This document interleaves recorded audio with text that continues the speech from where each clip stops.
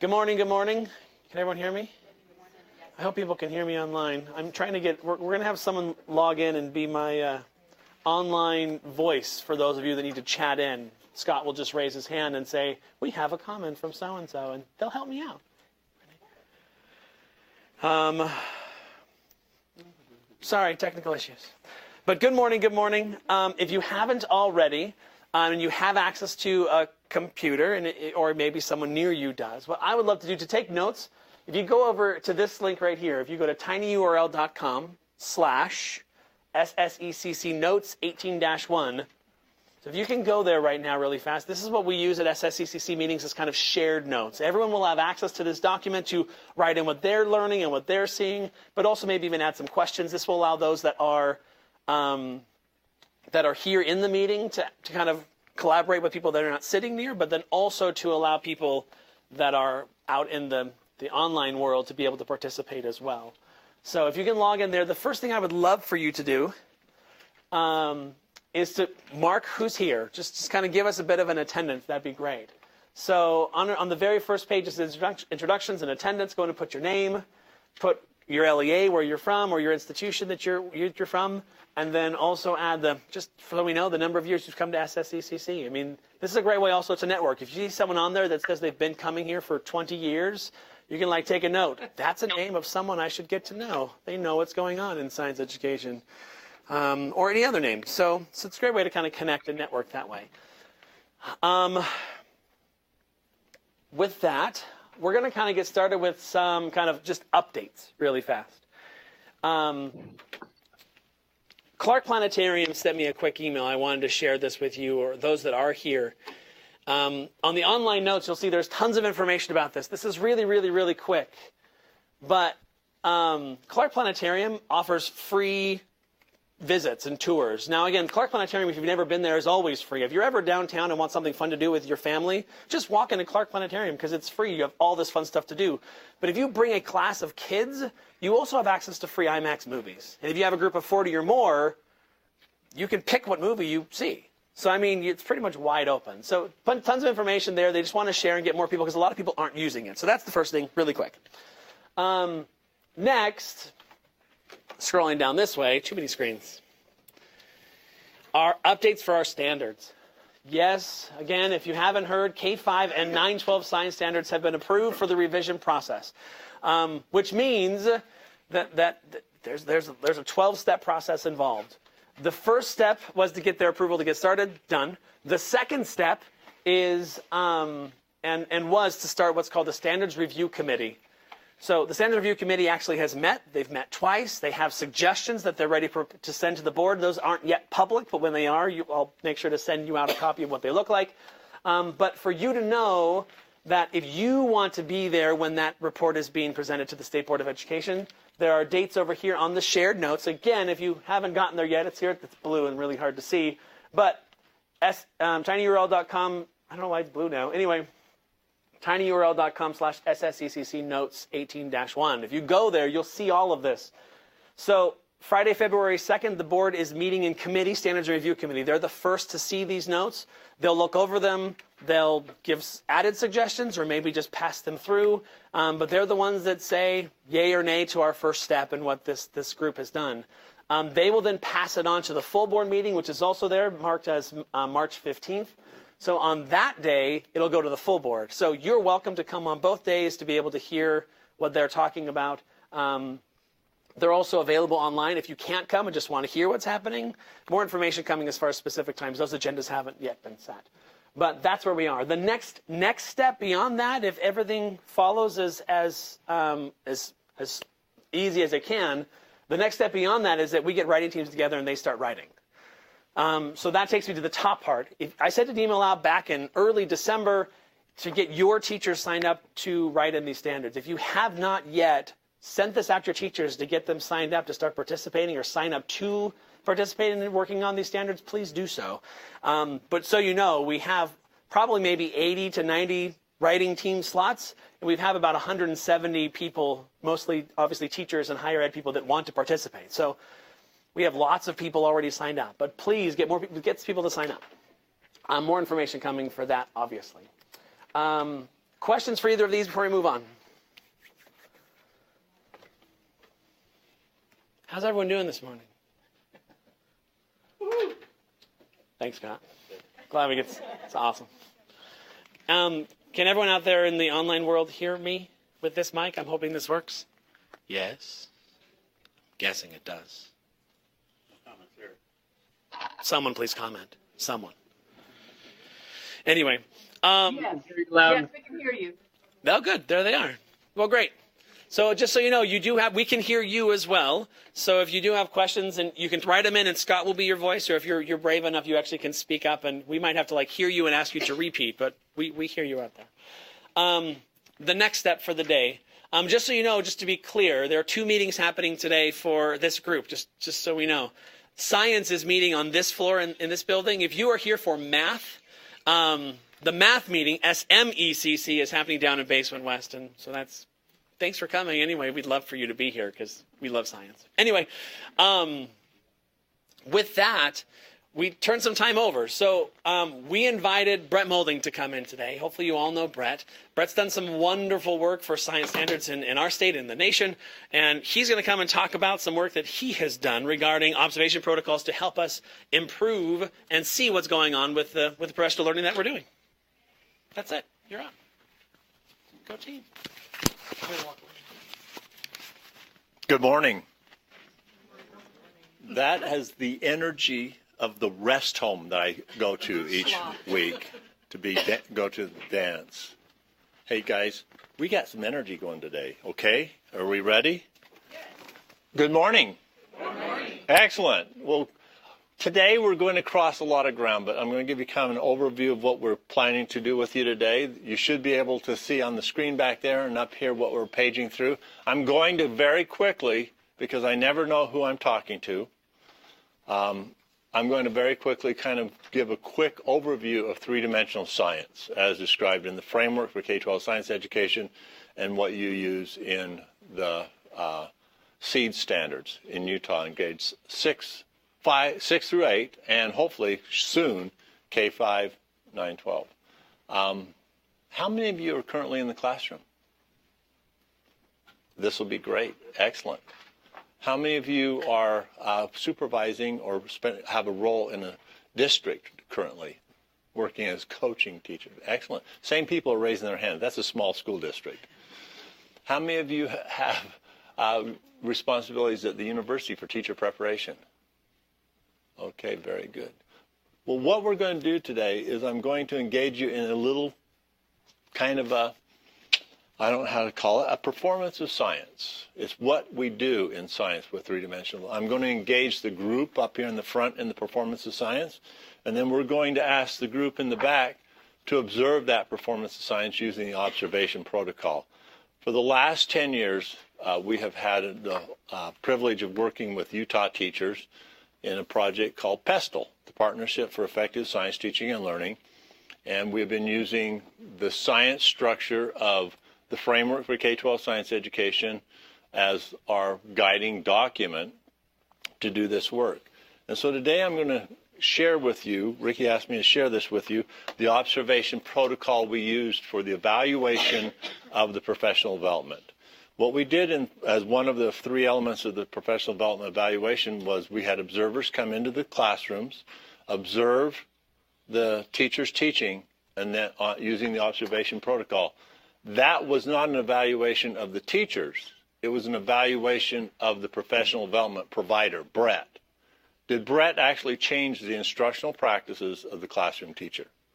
And so Ricky said, well, let's look at that protocol and see if people can take elements of that and think about how you've structured that would look at, in fact, three-dimensional science teaching and learning and how to observe classroom instruction in ways that give you information. And so you should have a copy of the protocol. You picked it up back there. It's not stapled together, and so you'll have to take the 4 pages and kind of use them. We're going to ask the people in the front to first engage in a performance of science while the people in the back use the protocol.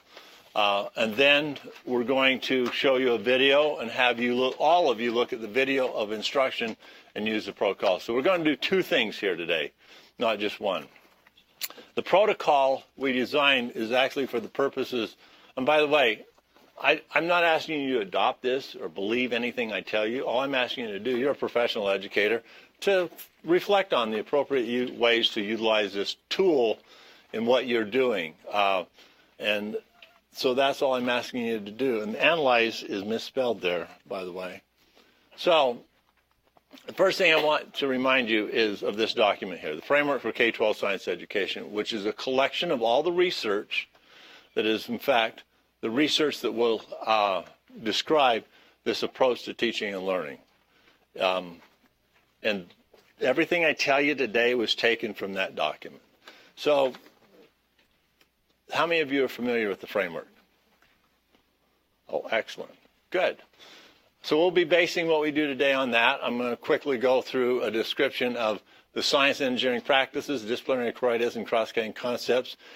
The framework says on page 29 and 30 that these are in fact to be woven together in a performance of science. In fact, in the standards that are being produced in states, they don't call them standards, they call them performance expectations. They're what is expected, because the standards are what is assessed.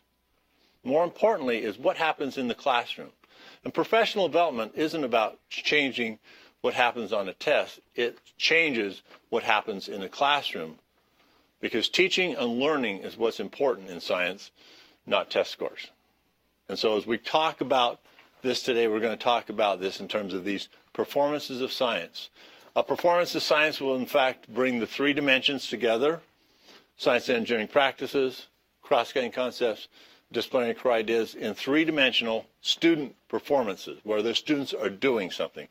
If I were a guitar player, and I have a guitar, but cannot claim I'm a guitar player. I play at the guitar. I don't play the guitar. And if I were studying the guitar, I could read about it. I could go online and watch other people playing the guitar. But if I didn't actually perform, I probably wouldn't learn how to play the guitar. It is a performance. Many of our subject areas, like the performing arts, orchestra, band, drama, engage kids in performing. Athletics is a performance. Students learn about basketball and then they engage in playing basketball. So what we're going to talk today is about this performance of science. You have standards in grades 6 through 8 that are aligned to this idea of the three dimensions. You have instruction in your classroom that is to be aligned. We have assessments that we're working very hard to align to those standards. Scott can tell you more about that. We are looking at instruction materials that are now aligned to the three dimensions, and professional development as well.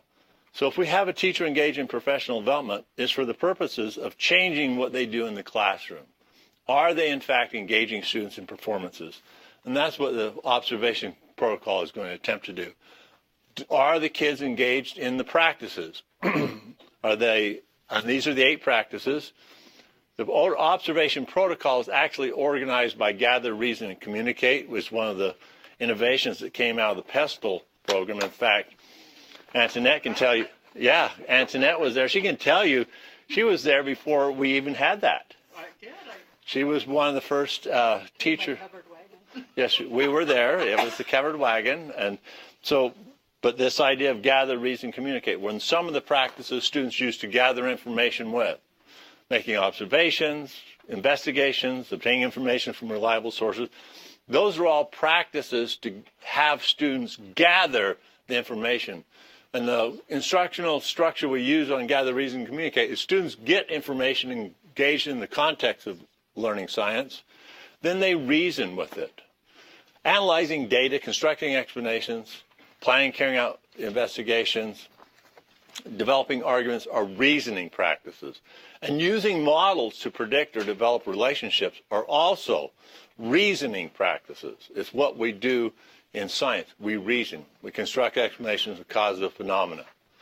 And then finally, the communication practices. The protocol is built around this.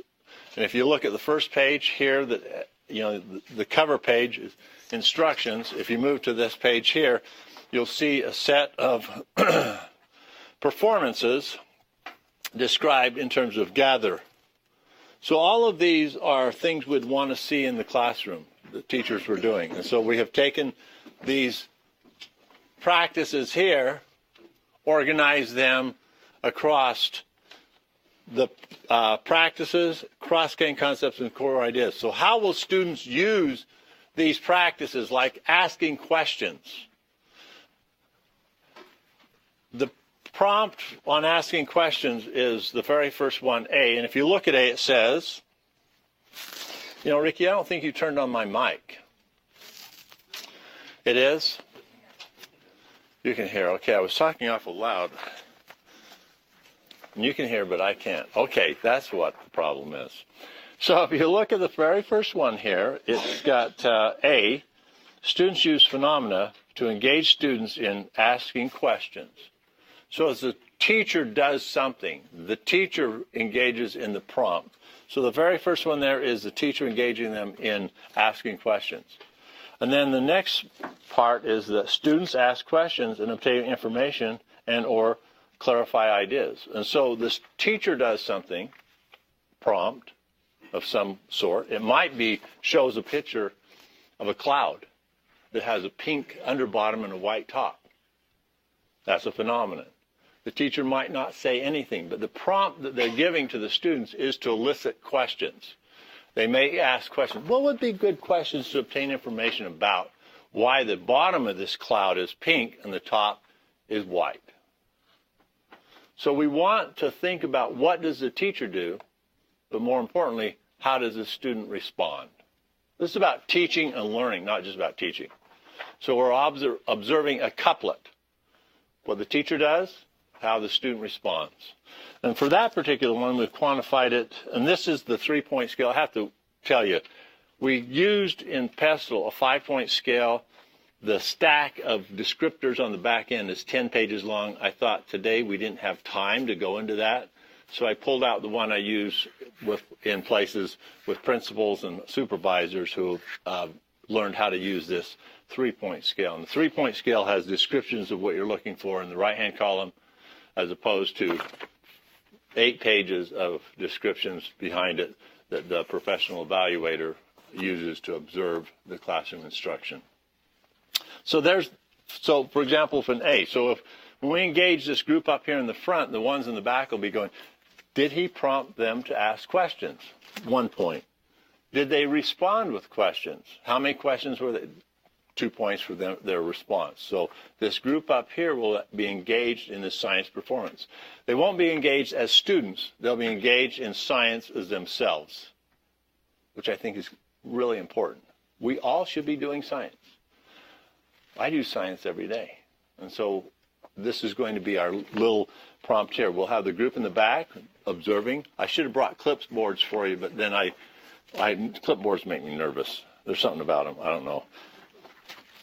It reminds me of my 7th grade PE coach. That was the first time I saw a clipboard. And I thought they were for writing on until he showed me the other function of the clipboard. But then we'll go to the next one. B is teacher uses cross-cutting concepts to frame the question. So it's not just frame the expectation. It's not just that I get you to use cross-cutting concepts. I frame it with what caused the change in the system. Thanks. You're getting what caused the change in the system, or how does the structure of the organism function to meet the needs of the organism. So when we're looking at the second one there, it's about cross-cutting concepts. So the first one is blue. The next one is green, whether you know it or not, and the next one is white. So when we're engaged in this first page, it'll be about the gathering.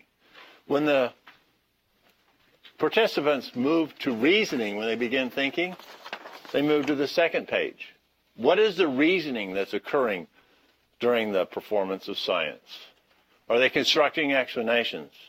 Are they developing models that are reasoning models? Are they developing an argument from evidence? So the second page is about the reasoning component of all this. And then the last page is about, did I create a situation where the students, or in this case participants, communicate? Am I able to get you to communicate? So we're looking at gather, reason, communicate. The practices are organized that way, but also in each one of them, the cross-cutting concepts and core ideas are used. So we're using this protocol to see the interaction of teaching and learning in a classroom. And it's organized around the structure of the lessons that we work with teachers on, the GRC lessons, gather, reason, communicate lessons. So we're looking at performance that has 3 dimensions to it, so our scale has 3 dimensions in the scale. Does that make sense? Okay, good.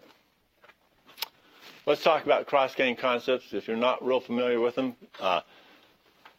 Scott produced 2 handouts for you, one of them with the cross-cutting concepts on it, and one of them with the core ideas.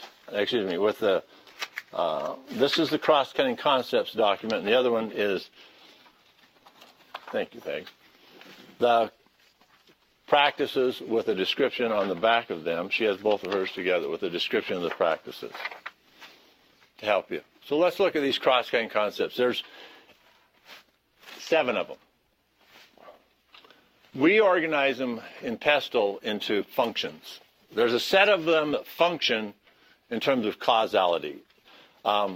This is probably something everyone in this room knows, but very few teachers tell kids science is actually about cause. If something doesn't have a cause, we don't teach it in science. It's about causality. Science is about constructing explanations for the causes of phenomenon, those things that happen in the world. That's what science is. And so we want to think importantly about what are the causality features, cause and effect, structure and function, of any of these performances we engage students in. And it helps us make sense of how we're going to use this. I like to think of the cross-cutting concepts as a lens to focus students' attention on specific aspects of a phenomenon. I might say, how could we use patterns as evidence to support an explanation for the causes of the phenomenon? So I'm using cross-cutting concepts to make sense of the phenomenon. I'm also using that lens to define the system. And I often talk about systems. Here's a system. I'm not talking about your chair. You're a system. You have inputs and outputs of matter and energy in this system. Right now, do you mind if I touch you? That's fine. Let me have your hand. Okay. She's transferring energy from her system to my system. Your hands are much warmer than mine. There are 2 systems. The interactions between systems is important for kids to understand phenomena. Without that understanding of the interactions of systems in terms of matter and energy, scale and proportion, and stability and change, students do not know where to begin looking at a phenomenon. But if they encounter a phenomena and they begin a phenomenon, they don't know how to make sense of phenomena, so if they encounter a phenomenon and they look at it, they might ask the question, so what systems are here? What is happening in terms of energy and matter, inputs and outputs in the system? What is changing in the system and what's stable? If I can make sense of a system and I can define my phenomena as a system, I'm able to make sense of that phenomenon to make sense of the causality of it. And finally, patterns. Patterns are the unusual cross-cutting concepts. Patterns exist in all things, and we see them whether they're there or not. But we can use them as evidence for the cause of the phenomenon. So whenever we're engaging students in making sense of phenomena, we want them to define the system there to investigate. We want them to determine the cause and effect relationships that exist. And finally, we want them to find patterns to use as evidence to support explanations of the causes of the phenomena. We want them to focus on phenomena in science. This is a different way of thinking about science. It's about using these practices, cross-cutting concepts, and core ideas to make sense of phenomena. And we're not about learning the core ideas. We're actually about using. I thought I was in southern Utah for a second. Sorry. We're about using the disciplinary core ideas. They're to be used by students to make sense of phenomena. If you look at the number of core ideas that now are currently in our standards in 6 through 8, there are fewer there now than there were before. Significantly reduced. Because we want deeper knowledge. We want kids to be able to use those core ideas to make sense of phenomena, to support their explanations for the causes of phenomena. So they have a very different purpose than they've had in the past. Their purpose now is for students to use them. If I'm going to use something, I have to conceptualize and have a deep understanding of it.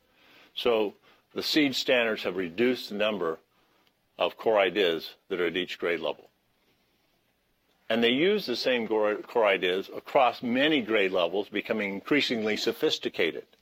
In first grade, I'm talking about young organisms look very much, but not exactly like their parents.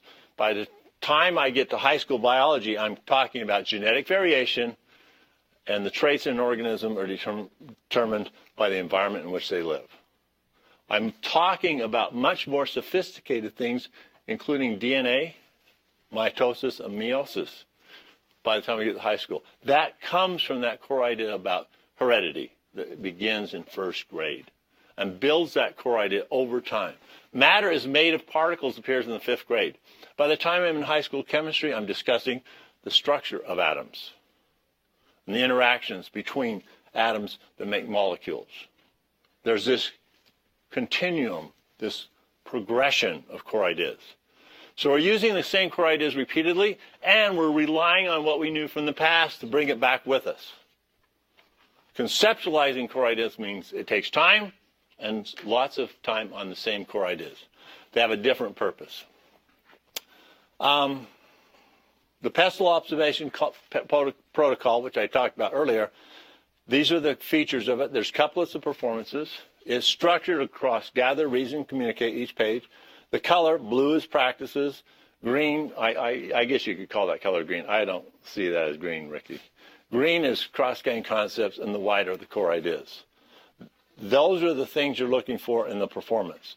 Look for prompts, the teacher, and response, the learner. So when I'm engaging this group up here, and everyone will have a chance to use the protocol again, whether you're up here or in the back. When I'm engaging these people here, I want you in the back to be looking, what did Brett do to prompt it, including what I have on the screen, and how did they respond? How three-dimensional is this interaction or this performance of science? Now, the things that people do up here are going to be much more fun than the things that you're doing in the back. The people in the back end up doing the same thing twice. So I have 1, 2, 3 chairs up here that could be occupied by someone in the back room who loves learning science. So would someone like to come forward and join us up here to engage in the science performance we're about to do?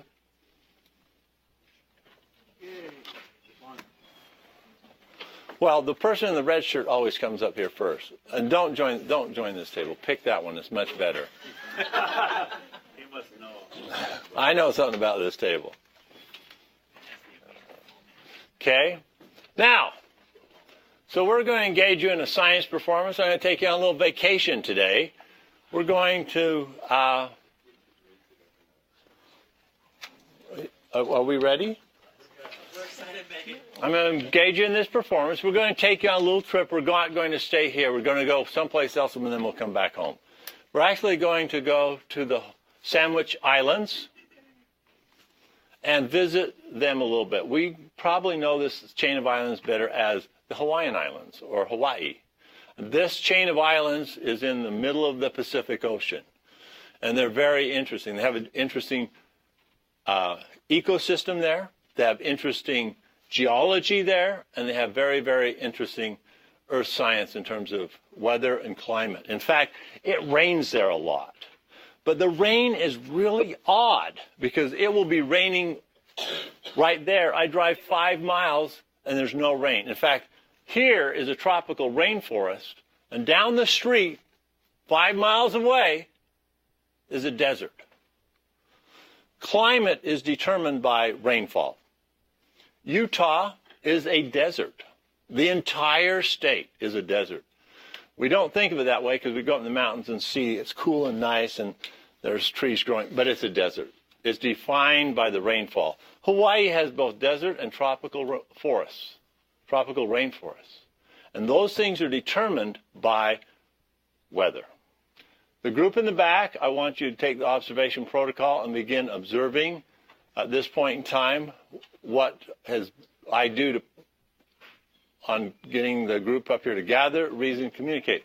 The group up here, I'd like you to put everything away except your computer, and pad of paper and writing instrument, your cell phone, but put the protocols and everything out of your way so you don't, you can leave out this one. The practices and cross-cutting hunt, leave that out. Put the protocol away. Yeah, you'll need that. So we're going to take you to Hawaii and look at this place where you have desert and tropical rainforest within a short distance. Do you know that Utah is a desert? The whole thing. Defined by rainfall. So we're going to go to Hawaii. Phenomenon. In Hawaii, annual rainfall varies from one area of an island to another. It will go from 200 inches of rain in one place to 5 inches of rain just a few miles down the road. This is a phenomenon. We'll begin the lesson with that observation that we describe as a phenomenon. We want a group performance. This is what this group up here is going to be doing as a group. And then we'll be doing this as individuals. The group performance is, first of all, I'd like you to develop questions to obtain information from reliable sources. So I see we all have our devices, one way or another. Here's a device. There's another device. We all have devices now. This is the 21st century. In the last century, I used to have vices. Now I have devices. So I want you to develop questions as a group to obtain information from reliable sources for the causes of unequal distribution of rainfall on the Hawaiian Islands, the chain. And then I want you to analyze the data for patterns of rainfall on one island. Choose an island. There are 7 islands. You can choose any one you want. So analyze the data of patterns of rainfall on Hawaii that affect local climate. And we talked about climate earlier, what you know what that means. Develop models at 3 scales. So I want you to think about the models at 3 separate scales. The first scale is the movement of air masses across the Pacific Ocean. So that's a global scale. I want you to think about a model for the causes and movement of air masses across the Pacific Ocean. The second scale is the interaction of clouds with island topography. So I want you to think about that on the scale of an island, not on the scale of the Pacific Ocean. The first one is the Pacific Ocean. The second one is an island. And the third one I want you to make sense of is the interaction of water molecules causing gas to change to liquid and form raindrops. So you're going to go to 3 scales in your model. So each group of 4 people at a table will be working on this together, probably 2 by 2, and then adding together. I want 3 models. And then finally, use models to show how prevailing winds are caused by unequal heating and rotation of the Earth, causing patterns of atmospheric and oceanic circulation that affect local climate. So you're going to show me the model that does that. And then construct an explanation for how various factors, latitude, altitude, island geography, affect the local climate on one specific island. So we'll do this as a group, those 5 things. You'll have 20 minutes to do this. So you'll be highly engaged in finding a website that will help you do that. And then we're going to move on to 6, which will be an individual performance that you will be doing. So I want you to engage in these 5 performances. Each one of these is a performance with a practice, cross-cutting concept, and asking you to find core ideas. Any question of my group up here? The energy I asked for earlier in the day, I'm really asking for it now. Okay, work collaboratively and find a good website. If anyone have any questions, raise your hand. We have 20 minutes. Meanwhile, in the back of the room, The group is welcome to look at what's happening and do observation, and I'll be watching both of you as we go on. Any questions?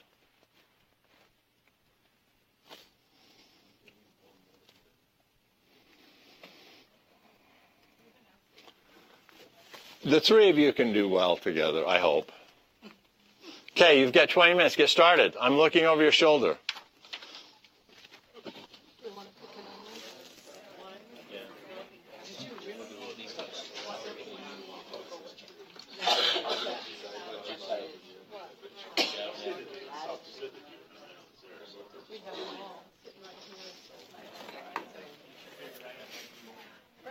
To annotate stuff. That's the only thing. Like, I like to write down what people say. Like, she just said, Ruby, what's the latitude?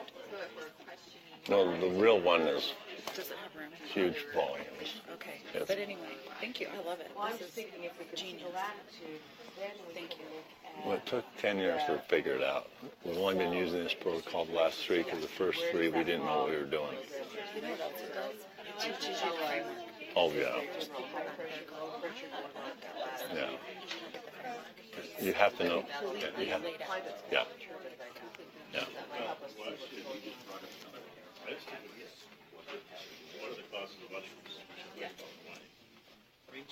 Hi.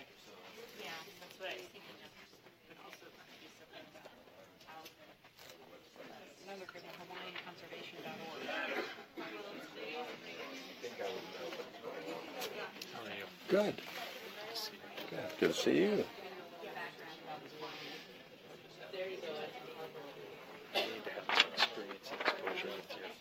Protocol. Because I'm finding that you do a lot of training with teachers, but unless they're getting their support, a mindset support from their administration, they struggle implementing. I've trained to about 400 principals in Georgia. Just principals. Yeah. And so they know what they're looking for. And I engage, and it's a full day training. I engage them for a half day, and then we move to one of these, and then video. And I think that's a major component of incorporating new kind of skill sets. well, and also seeing it modeled. And the professional development doesn't model it, it doesn't count. It really doesn't. I've seen way too many people still talking about teaching about the standards instead of engaging them in the standard. Oh, you have found a winner. That's a good sight.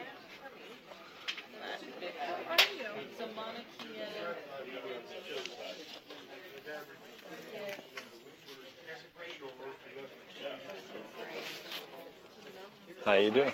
Good, good. It's good to see you. Why aren't you up in the front working? Because I can only stay for a tiny bit. It's Oh, just, well, I'm glad you're back here then. Right, and I usually not in town at the same time as SSCCC meetings. I'm like, I'm finally in town with one. Yeah. Good. And I wanted to hear you talk, so. Oh, good. I've been thinking a lot about you because we're working on our next set of investigations, really starting with the standard and the 3 dimensions. And it's a lot of work. I've got a website that we have been developing a lot of lessons for that is working out quite well. I would love to see it. I will. I'll show it then. Brad, I have a question. Yeah. So you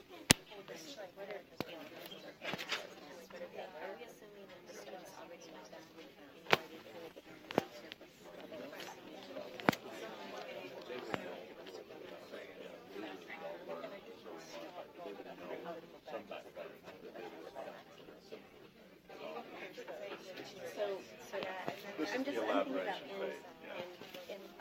Yeah. Would you have websites for them to go to? So If I was if you were students. 6th graders, I want to give them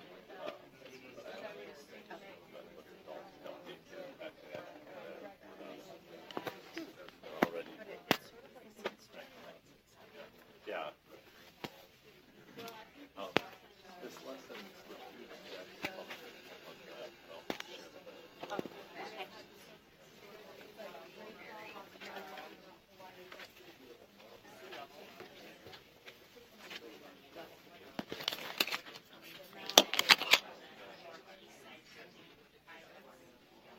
some questions for just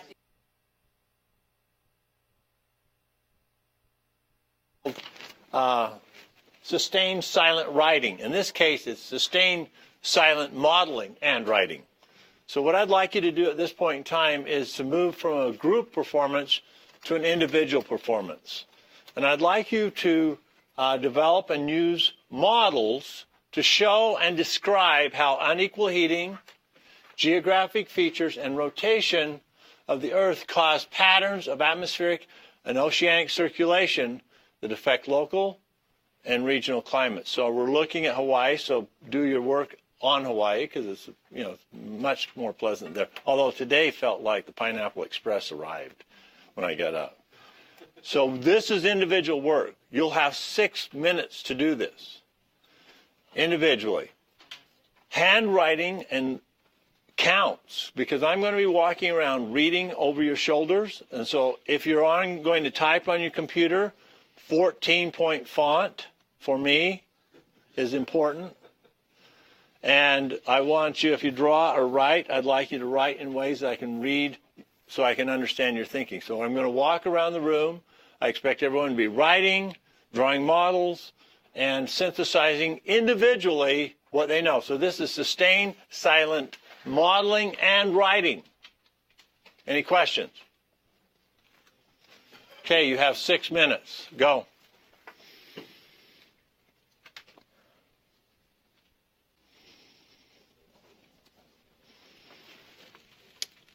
I'm going to stop you. Will you draw your water vapor model and condensation on a piece of graph paper for me? There's markers up there where Paul is. You'll do that. And you got about 2 minutes to do it. Okay, I'm going to give you 30 more seconds is all. I see some people still writing furiously.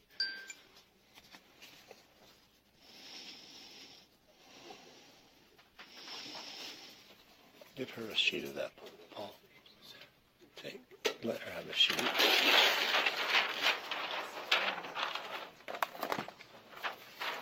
Just do it right.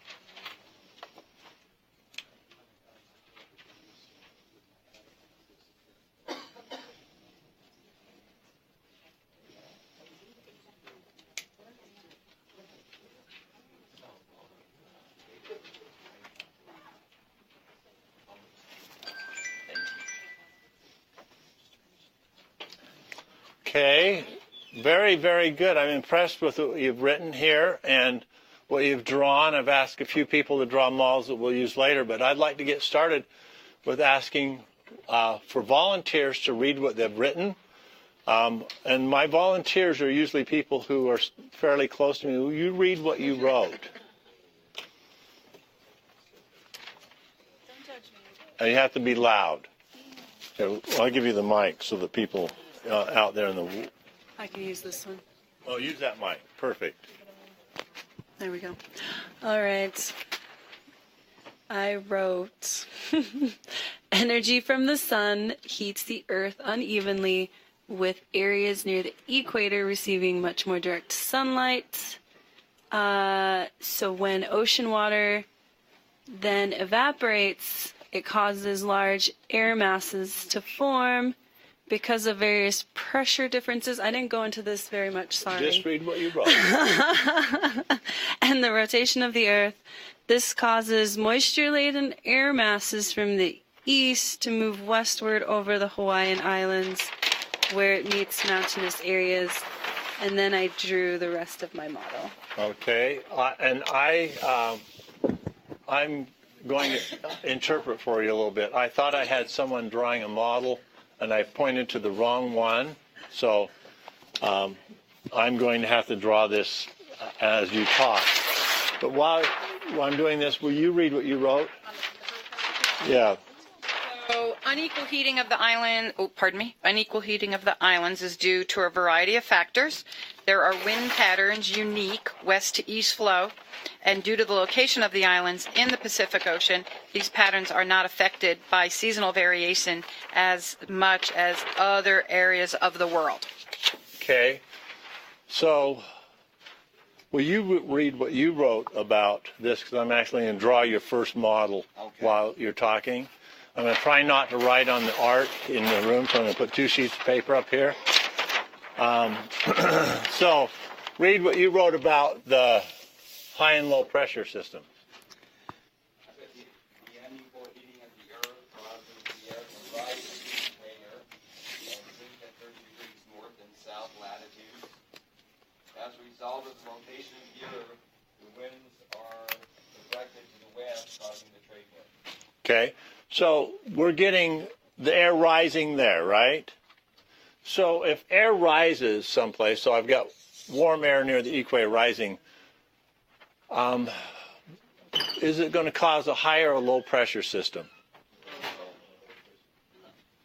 Why? But why is it, just because it's lifting up, why does it make it low pressure? Yes? So it's like pushing up on weights or something. Something's pushing up, it's releasing the pressure that's pushing back down from the atmosphere. Interesting. Yes, Paul. Also, the air particles separate farther from each other. The higher they go, that causes low pressure also. Yes.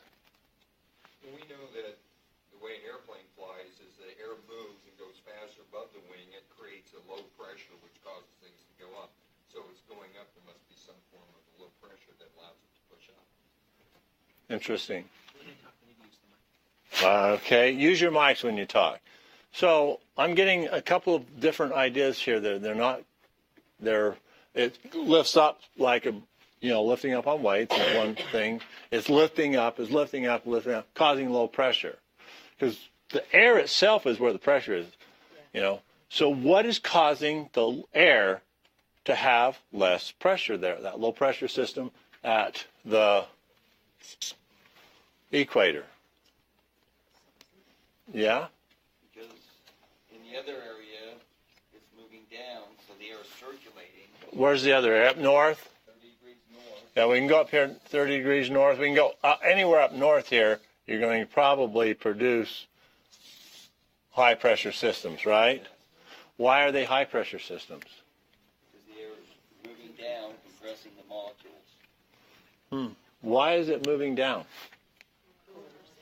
It's cooler. It's more dense. Who said more dense? What do you mean by more dense? Particles are closer together for the same size. So if the particles are closer together, Less energy, so they're closer together. So air molecules, particles are moving around. If they have less energy, they move closer together, and then they sink. Why do they have more pressure when they sink? More particles per volume. Oh, so they weigh more. Yes. Oh, so this isn't H for high, it's H for heavy. Yes. Heavy air pressure here. So the air pressure is higher here. Down here, L isn't for low, it's for light. And it's light because when it warmed up, the particles got more energy and they expanded. And so they have putting less, per volume, because air pressure is mass per, force per unit volume, also known as the Air Force. Force per unit volume. That usually gets a laugh near Hill Air Force Base. Mass per unit volume here. So there's more particles in the same area, so they're pushing more pressure down. So that's light pressure, heavy pressure, or really high and low pressure. What do we know about high and low pressure? What do we know about it? Yes? High pressure usually brings nice weather. Low pressure brings in clouds and storms. Okay. What else do we know about high and low pressure?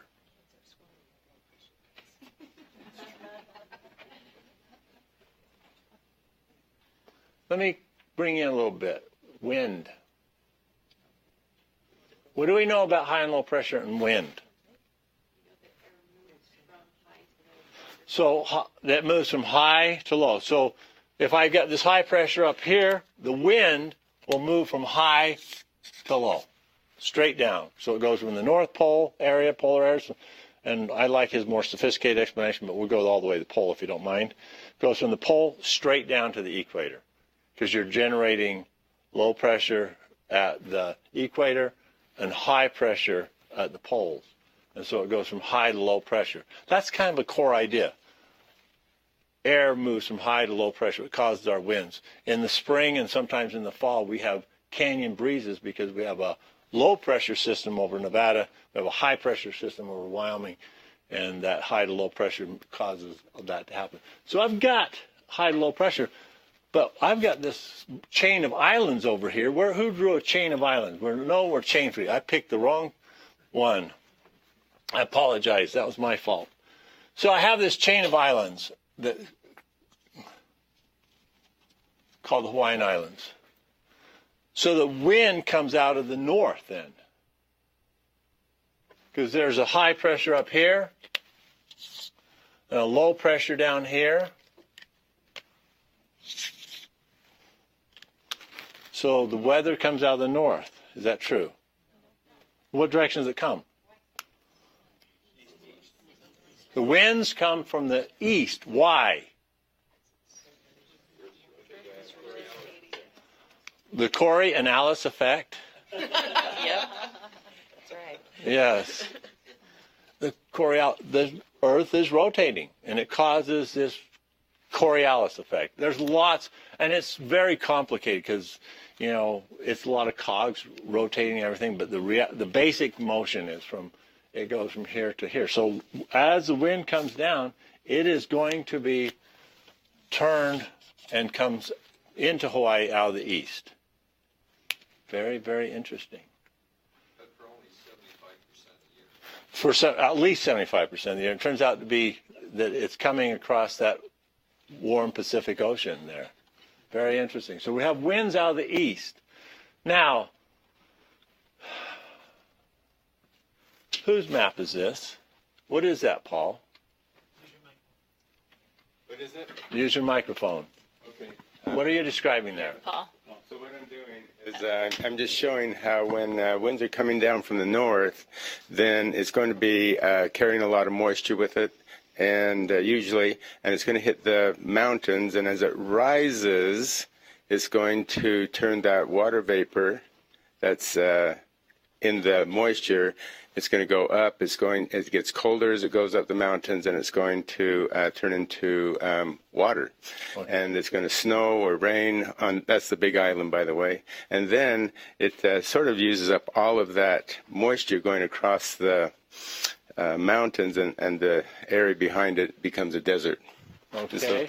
And you're saying it's out of the north, but we had someone tell me earlier that the direction is out of the east.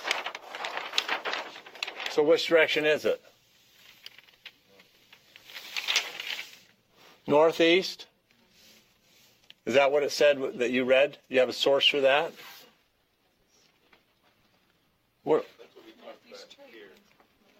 So it's trade winds. They must be famous to have a name. Why did they call them the trade winds? What? Those are the ones that the ships used to trade from Europe to the New World, right? Well, I hope they didn't come from Europe. Well. Oh, duh, we're in the Pacific Ocean, so.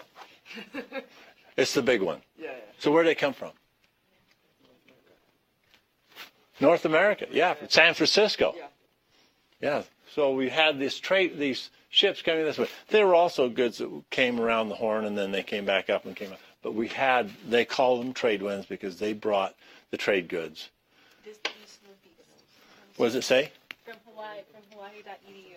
East-northeast. East-northeast. So it's mostly east, but northeast. So it's coming down this way out of the east-northeast into Hawaii, called the trade winds because historically they were counted on for the ships that came there, sailed there. Very interesting. So this is the direction it's coming. When it gets to the mountain here, and this, let's see if he did this right. This is always north. Yep, he did. There's east there. So it's coming out of the east, and it's coming in, and tell me about that. Someone tell me about what's he drawn there? What is the model about? Why is the air going up there? Yeah, what? There's a mountain there. Yeah, there's a mountain there. So why does it go up? Yes. It's the same high-low pressure, just a smaller scale. You got a lower pressure on the top of the mountain, higher pressure at the Earth's surface, at the ocean surface. So I have this wind coming in here, and you're saying it's because there's higher pressure here, air pressure here, and it goes up to the lower pressure? Why doesn't it do that as it's crossing the ocean? Why does it wait until it gets to an island? In fact, ancient Polynesians sailed around until they saw clouds and then sailed towards the clouds. Why? Path of least resistance. Well, they were looking for land. They were looking for land. You can only be on the ocean so long. I learned that from Moana, just so you know. Okay. My 2-year-old loves it. And that's actually a great historical document to help us understand science. Moana. Yeah, they sailed to the clouds because they knew when there was clouds, they could find a mountain. But why doesn't the air go from low, higher pressure near the Earth's surface up as it's crossing the ocean? Why does it wait until it gets right to the island to do that? Yes. Because as it hits the island, it pushes together and causes that higher pressure. Otherwise, it just is spread out. Yeah. It's worked like any deflection. If you've ever been in downtown Salt Lake on a windy day, the buildings are funneling wind up. Yes, Scott. There's also another effect in terms of heating. The land heats up faster during the day, yeah, which causes the air to rise over the land and pull the clouds toward the island. And then at night it reverses itself. And so when you see those clouds form that happening, the islands act like little chimneys out there in the middle of the ocean, pulling everything from around them towards them. So it's deflecting it because of the geography or topography. It is causing a high and low pressure system to draw it up. The island's heating faster during the day, so it causes a chimney effect. So you have three things that are causing the air to go up here. It's not one thing. Is that fair in science to have multiple causes for the same phenomenon? Oh, yeah. Yeah. That's what I like about science. And so it goes up, and when it goes up, why does it start raining?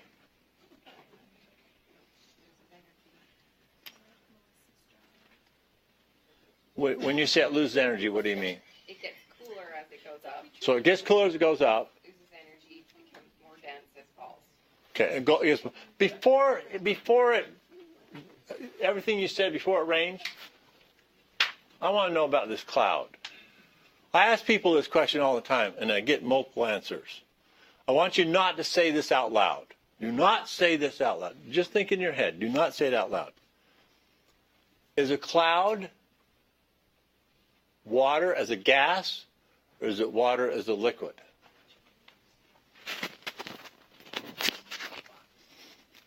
Oh, yeah, I turned it off. Sorry, Ricky. No, I didn't. There it is. I'm there. They can't hear me. That's because I haven't told any jokes that are not listening. So that was I'm back to, everyone's in their mind thinking, is this cloud? And what evidence do you have that it's a liquid or a gas? What is it? So someone who's got a lot of courage, tell me what you think. And why? Yes. The answer is yes. I like that answer. When in doubt, yes. It's both. Yeah. And well, everything kind of scales. You have big scales and that transfer to a smaller scale and a smaller scale. And so within a cloud, you still have cycling of gas to condensation and back. And so you're just changing the scale. Yeah. Yeah. And out here, over the water here, is that a gas or a liquid? Over the water when the air is coming in, has it got water in it? Yes. What form? Gas or liquid? Water, gas. I don't like vapor, okay? Vapor bothers me. It's like I'm going to sit on the fence just a little bit longer. So as it's coming in, it's gas. When it goes up, it begins condensing into liquid, small droplets. So what I see of a cloud is liquid water. I can't see the gas.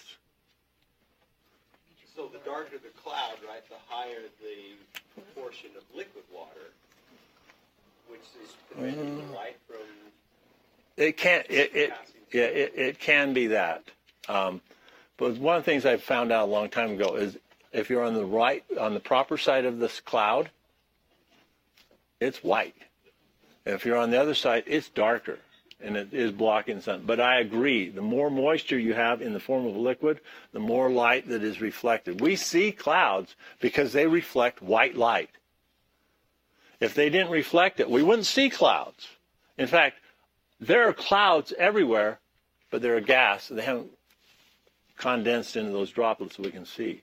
And if you spend enough time looking up, laying on a lawn, I know you haven't done it since you were in 6th grade, but go out and lay on the lawn, look at the clouds. They are not something. They are constantly changing. They're amazing. And you can see, oh, it's forming, it's evaporating. So they're not just one thing. They're both. And what we see is the reflection of light by the droplets of water. So we get the other side of here, and what happens? It evaporates. The cloud comes over here and begins dropping down. Temperature increases, pressure increases, it evaporates. So I'm going to go back over to here. Who did this really nice model for us? Okay, because when I saw it before, I thought it was at the molecular level. So it is at the molecular level. So explain what happens at the molecular level. Gas and not vapor, right? Yeah, I changed it to gas. At the molecular level. Oh, yes. Good. I can't turn my back on you, can I? Go. So as I'm looking here at the molecular level, you have molecules of gas coming together, hooking together because water is a little bit sticky, but also because it's lost energy. Well, and because as it rises, it's going to cool Even more, yeah. and it loses that energy, so it becomes more dense. They actually have a name for this process that goes up there, and where it is actually not transferring heat from other systems, but it cools because of the energy is changing the motion of the molecules within the system. And so that is also happening. So you have both of them happening. That water vapor gas evaporates, water gas comes up here and condenses into a cloud. Very, very, very nice. Very nice. You guys did a very nice job here. One of the things I sometimes like to think about is not just what happens in light of this phenomenon, but I kind of like a thing called analogous phenomenon. And gosh, I should have shown this slide earlier, and I didn't. I want to talk about that a little bit. I lost my who's my caddy? I lost my clicker.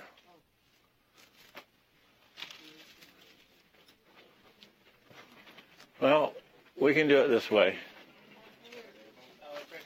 Oh, thanks. So one of the things that we might want to do is talk about cultural sorts of things here related to this. And the reason I bring this up is because I want to go from this to what I call analogous phenomena. We had the phenomenon of this change in the gas into a liquid causing the rain. So one island on one side, on the east side is a tropical rainforest, on the west side is a desert. I don't mean to play this over and over. But that condensation of water is what I call an analogous phenomenon, because that phenomenon we studied there has analogous things that are happening, whether it's hoarfrost, window panes, this hoarfrost, or condensation, or this desert plant from the slopes of Hawaii that actually collects its moisture at night on those needles because it doesn't rain there. It's at such a high elevation. All of these things are what we call analogous phenomena because they have the same cause, the raindrop forming. So I want you to think about this phenomenon. I want you to go local.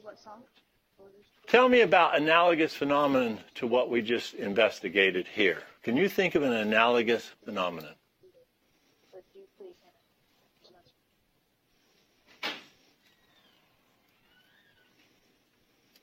Something that has the same causes, but that are slightly different. Yes? Why do the benches get more snow in the valleys? Exactly. We have this happening here, but instead of rain, it's snow. So that's an example. The benches get more snow. So the observation of the benches of the Salt Lake Valley get more snow than the flatlands. Yes? As cold air moves across the Great Salt Lake, depending on wind direction, why does that area get more snow than outlying areas? Yeah. So the lake effect, in Hawaii, they have the ocean effect. We have the lake effect. And when we have a southern storm that comes up, I get more snow. I live on the north end of the lake. When it comes out of the north, they get more snow down Tooele and Draper and those areas. That lake effect is part of the same thing. Yes? I saw one in the South Pacific. It kind of blew my mind when I first saw it. The fishermen on the Samoan Islands do not have to be near the ocean to know when it's low or high tide, because every time lower high tide would hit, they get a small rain shower. And they would literally leave the mountain hut and go down to go fishing because they knew it was low or high tide. Interesting. Oh, because that's pressure change just from the tide shifting. Wow. Wow. I would have never thought of that. Very fascinating. Was it from the tide changing, or was it from the gravitational attraction of the Earth for the atmosphere? Because not only the ocean has a tide, our atmosphere has a tide too. Think about it. That would be fun to think about, because I'm not sure which one it is, but I'd be interested in that. I know the gravitational pull of the moon is on a totally different scale than what the rise and fall on an island tide is. Very interesting. Other phenomena. Price. You guys never get any snow over there. Why? We get less in Emory County than they do in Turpin County. Yes. Emory County gets even less. Why? And, matter of fact, you guys call that the desert. Yeah. Why? Because as the snow goes up over the mountain, or the clouds go up over the mountain, it dumps all the moisture on the west side. Yeah. So by the time it gets up over, we don't get anything on the east side. Yeah. In fact, when it drops over, if you were going to get any, it heats it up so it evaporates.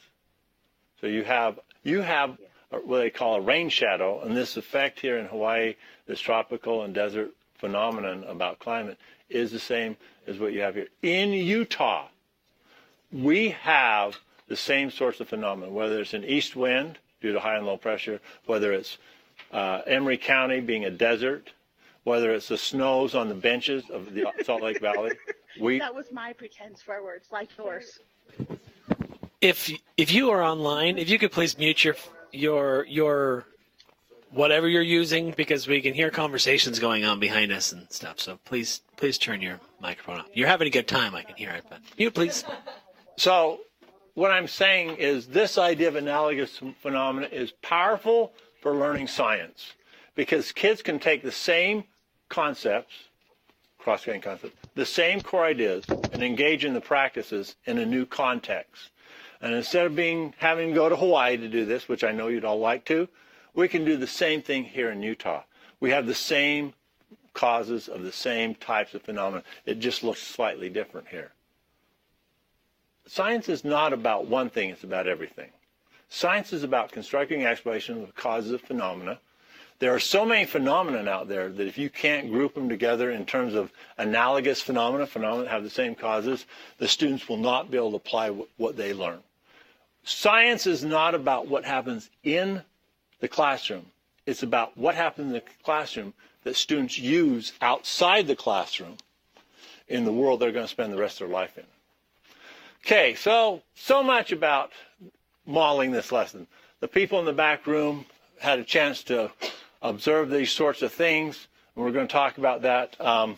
Any comments or insights as a result of something you learned new or something from the back group learned, some aha moment you had while we were engaged in the science performance. Because this is very much like what the Pestle teachers did in their classroom with engaging students.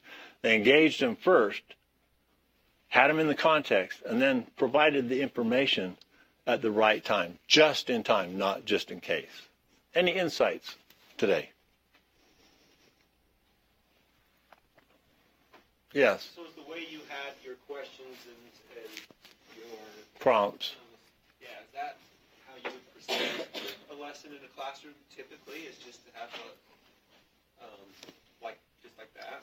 That's how I did it when I taught chemistry. I'd have a group performance and individual performance. My statements were not as eloquent then because I didn't use the cross-cutting concepts as well as I do now. But I would have something like this. It was a second grade. There might be 3 things there, and I'd show them one at a time. I would provide the reading to them. I would make it grade level appropriate. Our teachers are professional educators, so they make their decisions. But this idea of a phenomenon leading to a group performance, leading to an individual performance. And whether it's us using online resources to make sense of a phenomena, that's an investigation, or whether it's an experiment where I'm melting ice cubes and playing with silly putty. Whatever it is, it's still an investigation. Science is about investigations. Yes? My next one was to develop models of 3 scales with middle school students. Has that become complex for a class period? This is, for a class, you wouldn't do this in a period. And I would, if I were working with kids, I would have them do the first model, have a discussion about the first model, do the second model, do the third model. When I played it out, I kind of did a little bit of that with you. My students, fortunately, are adult learners, and so I do things differently. With children, you're going to do the same thing. It'll look very much like this, but you'll put in things like you may have them develop this line, develop a model for this, then develop a model for this, then develop a model for this. But that idea of them understanding how to develop models at 3 scales comes from them being engaged in the cross-cutting concepts regularly, frequently, and they become familiar touchstones that they can use because they can make sense of it. They'll ask, what are the parts of the system? And we didn't talk much about systems. We should have, because this is a powerful lesson for systems, and I didn't spend as much time on that as I would. But they become very proficient with it. But only if the teacher uses them frequently, consistently, and has them a familiar touchstone, so the student uses them a lens to look at these phenomena. Yeah. And is this presentation one that's linked in the document there? Okay. So anyway, so insights or aha moments, or I like that. Or Right. I'll just say we've been teaching STEM classes, teaching the cross-cutting concepts. This makes much more sense to have them around the phenomena. Oh, yeah, that one slide, yeah. I really like the idea of present the phenomena and then let them, what is cause and effect, what is the systems used, what are the yeah, and it's going to make more sense that's, than teachers. Yeah, it makes more, well, for one thing, I can only remember 3 things. That's why everything gets gather, reason, communicate, causality, systems, and patterns. I think they try to memorize all these, and you don't memorize them, you have to make them part of it. Yeah, use your microphone. Ricky's over there nagging at me. Yeah, that is something, and this again, this was beat out of those poor Pestle teachers in the first cohort, because I had, I was on the framework committee. I had all this information about cross-cutting concepts. I was actually advocating for cross-cutting concepts to be included in standards. And I was working with this. In fact, if you look at the early slides, Antoinette probably has slides. Instead of structure and function, it says form and function. Yeah. I was working with this, and very quickly I had a teacher say to me, Brett, can you give this thing some structure, have it make sense? And that's when we had a discussion. These are really about causality. These are about the system. And this is a very unique thing that can be used as pattern. Yeah, all around the phenomenon. And that's why I always have this slide is always followed by this slide here. Any other aha moments about anything that we did here? The back of the, yes. I just appreciate and like the reminder of a learner's point of view from me and the teacher all the time of I felt like very novice to this type of information. I felt like I had a very limited personal pool, and I still feel like I have more than what I started with. I also think the people who had more than me to start with have more than what they started with. So we're like everyone's has the capacity for progression. Mm-hmm. And I don't feel like I felt frustrated at points, but I don't feel like I left learning nothing. Like I'm left with nothing. So it's gratifying to see that this kind of effort helps so many kids, so many learners in diverse places. And as the kind of person I am, I'm like, oh, I can go back to this website, read it more thoroughly when I have more time, if I have this personal interest. Obviously, this is going to be scaffolded in with additional storyline concepts or other ideas eventually, but I appreciate the learner perspective. Yeah. Well, and one of the things I try to do in all the professional development I do is, in fact, model what the instruction would look like and then have a conversation about it. I never tell you about teaching. I model it and engage you not as what – I don't want you to say what your student would say. I want you to feel that you learn more from that than you would if you were saying – my students would say water condenses on – water leaks out of the – that was my favorite one. My students would say water leaks out of the glass. Yeah, but what do you say? You know, and that's what we want you to feel. Unless you love science, you can't teach it as well. So when you get engaged like you were describing, that's perfect. That's what I'm after. What I'm mostly trying to advocate for is a structure for instruction. Instruction has the word structure in it for a reason. We're trying to build structures that work. Gather, reason, communicate works. Good insight. Any other insights? Yes. Yeah, I think that speaking as a teacher, because that's basically what I am and have been doing it for a day or two, for anything to be successful, you have to have teacher buy-in. And over the decades, you know, everybody comes up with the next latest and greatest way of doing something.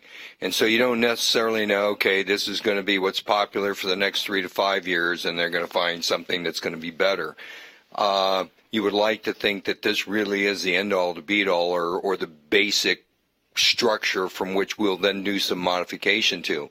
So I think that too often they don't get teacher buy-in, but I would say from just this little bit of this little exercise we did, I have a lot more insight.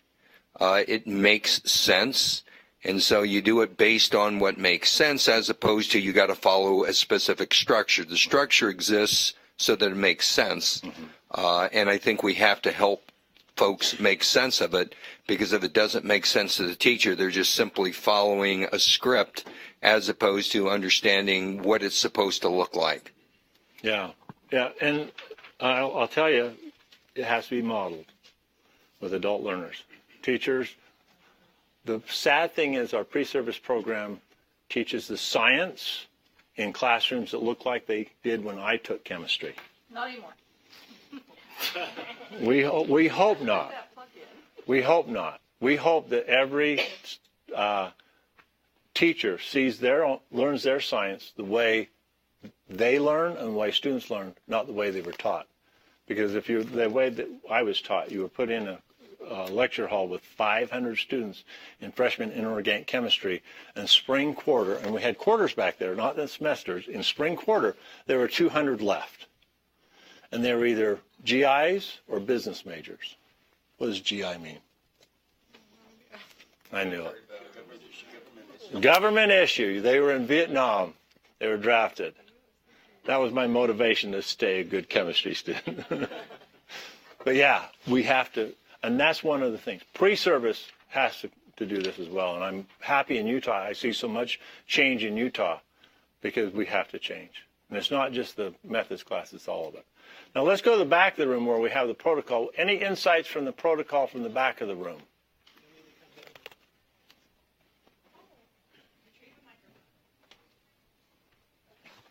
Well, I'll start.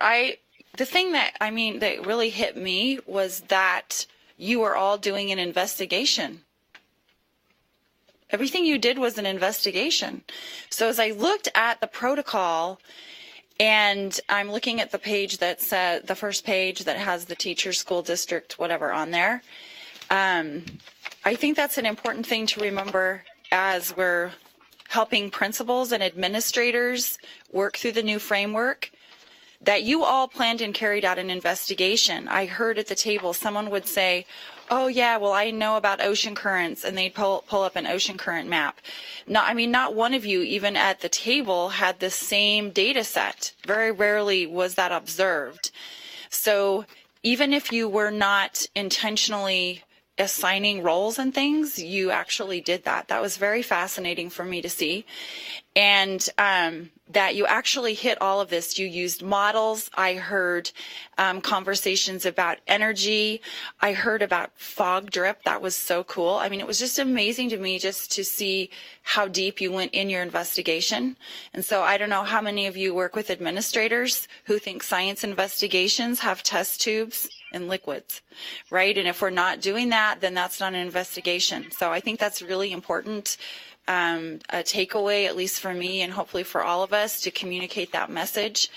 And anyway, who else wants to talk? Anyone? Okay. One of the items that I thought was, go ahead, distance, you're up. Okay, this is Eric Newell up at Edith Bowen Laboratory School in Logan. I just really appreciate this. Really is in alignment with our constructivist philosophy here, and that's that idea that students create meaning by making meaning. They construct meaning from experiences.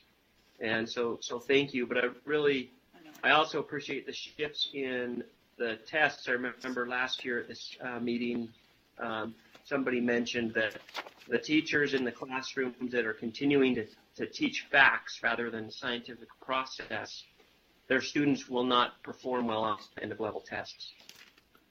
And I think we're not going to ever see widespread change in instructional practices until how we assess schools changes. And I think that's a beginning with the way those assessments are changing. But I think there's more that can be done there. But thank you, Brett. Thank you. So we were looking at watching, and as you all were working, one of the items that I thought was interesting was the modeling that took place.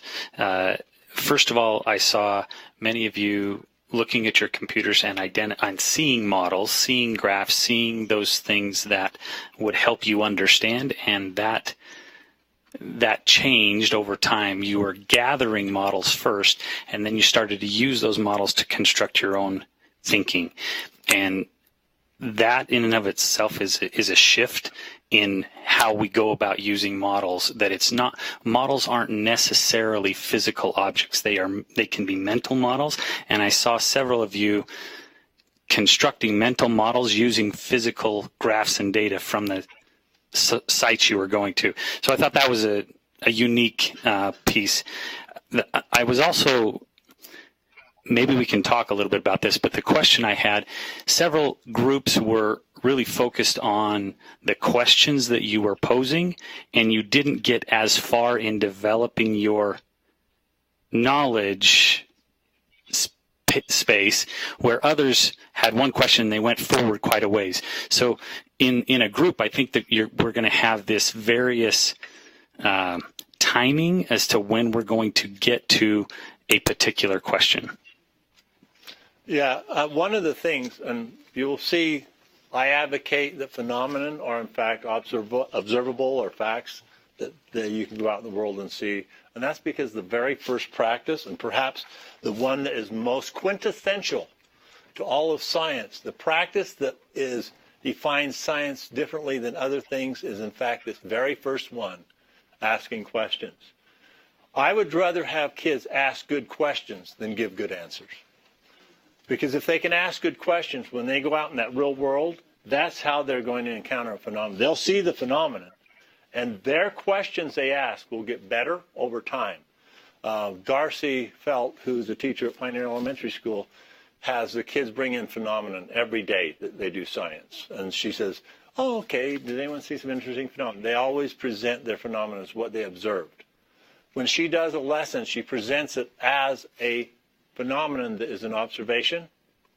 And then she says, what would be some good questions to help us investigate this? And her question is a prompt, an invitation to questions, nothing else. It is not, why did it rust, or why did this change? It is having her kids ask those questions. The instruction of that nature is so powerful because it's more science-like. So I advocate, and I always have, that the question is the most important. There's a reason why asking questions is first there. It didn't happen by coincidence. When I present a prompt, I will always present it as an observation or as a fact, and then have students construct explanation for the causes of that phenomenon. And that's always what you're after in science, is causality.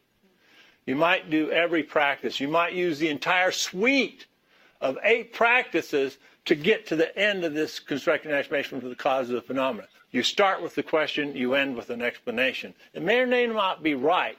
The process is more important. What's more important is you've engaged them in an investigation. This word investigation in the framework is written for 2 different things. An investigation is all 8 of the practices put together, or 3 or 4 of them. In science, we do investigation. Planning and carrying out investigation is one of 8 practices that lead to science investigation.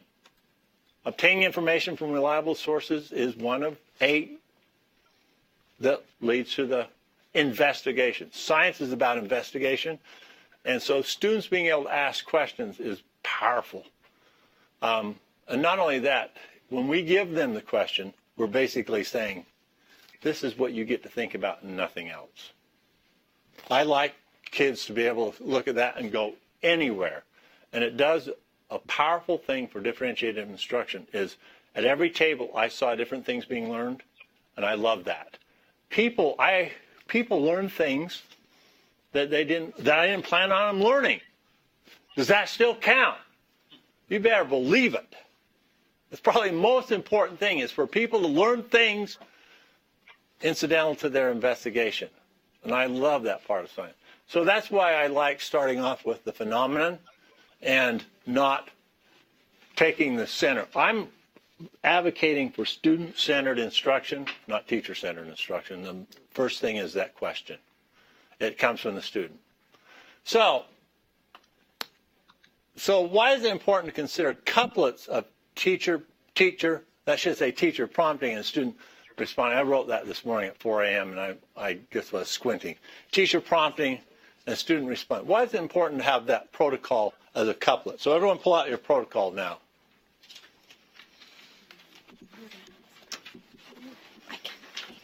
It has to do with this. It has to do with the protocol itself.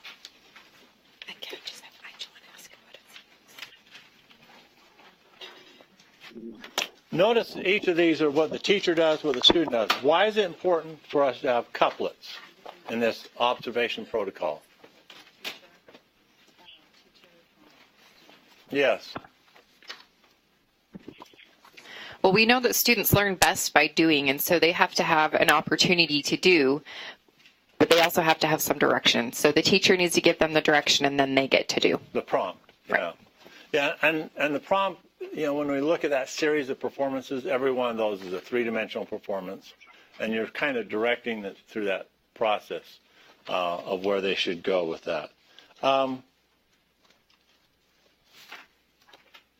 Why is it critical for phenomena to be an observation rather than a question or explanation? We've already covered that. It's important because science is about questions, and we want students to do that practice, not the teacher. I think that's one of the things that I know that there are some people think it should be a question. I don't believe so. How is the way we use investigation different than science and engineering practices? We talked a little bit. How is that different? How is the idea of investigation in science different than planning, carrying out investigation? Practice number 3. How is that different?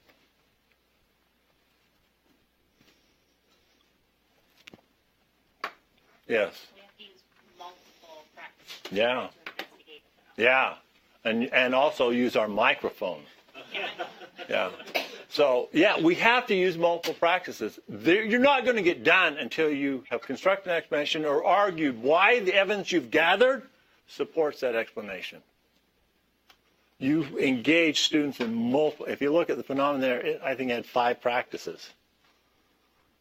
So many practices come together for a science investigation, and science investigation is science. How does the cross-cutting concept of scale focus the students in the performance? In this particular performance, why did I use that lens of scale and keep coming back to it?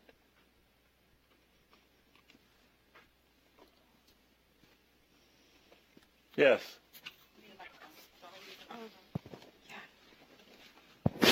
Well, you were talking about a system, and every system has various scales. Yeah. And so you have to attend to all those scales. Mm-hmm. So, I mean, you could see it up here, how we went to kind of the global scale of atmospheric circulation, and then you went to the more regional scale of the topography and the interaction of the atmosphere and hydrosphere, and then you went to the molecular scale. Yeah. And it's that utility of being able to flip scales is so important for kids.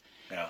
And it really helps us understand what they understand about science and, you know, just how deep their reasoning is. Yeah. When you're talking in terms of earth science, scale is the barrier to learning. It really is. They have a Star Wars version of space, and they have a Flintstones version of earth science. We have to help them understand the idea of scale in order for them to access it. And it might not be 5th graders fully understanding scale. By the time they get to high school and during earth science in their chemistry class, scale is huge. Very good. I also think it is the doorway to the analogous phenomena that you're talking about, because it enables us to see this same phenomena in different stages and different places. I hadn't thought of it that way. That's very insightful, Max. I like that idea. And at different scales. And the causes of those pictures I had up there are happening at the molecular scale, but we're seeing it at the bulk scale. Good. I'm going to write that one down, Max. You might see that someplace. I was just going to comment that you mentioned earlier that this isn't about just what we do in the classroom, but how students are using it outside of the classroom. And so I think having them see it on different scales also helps them to see how it applies outside the classroom. It's not just this lesson we learned in science, but this is life. Yes, yes, yes. Yeah, absolutely. Any other insights about the protocol and reasoning? How does the model used in all 3 of the GRC sequence? How were models used? We use model. How are models used in all 3 of the GRC sequence? In the reasoning part, in the gathering part, in the community. How did you use models in each one of them? Someone kind of got into it. I just need to follow up. Why? You know, if I go back to this sheet of paper you have here, where's it? Look at this paper here. Models appear in all 3 when you're gathering, reasoning, and communicating. How were they used in this particular one? Someone already alluded to it a little bit. They didn't finish it up with the last one. Yes. I'll just restate what was said, that we started off by looking up existing models in the gathering component, and then based on the existing models, we created our own in the reasoning portion. And then in the final individual portion, we each constructed them to support our ability to communicate our understanding. Yeah.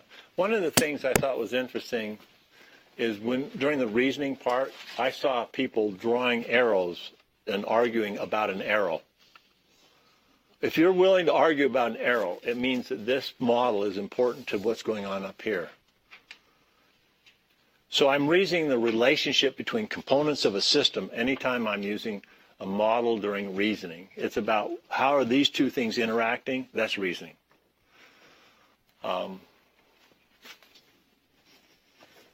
Very good. And you did the rest perfect.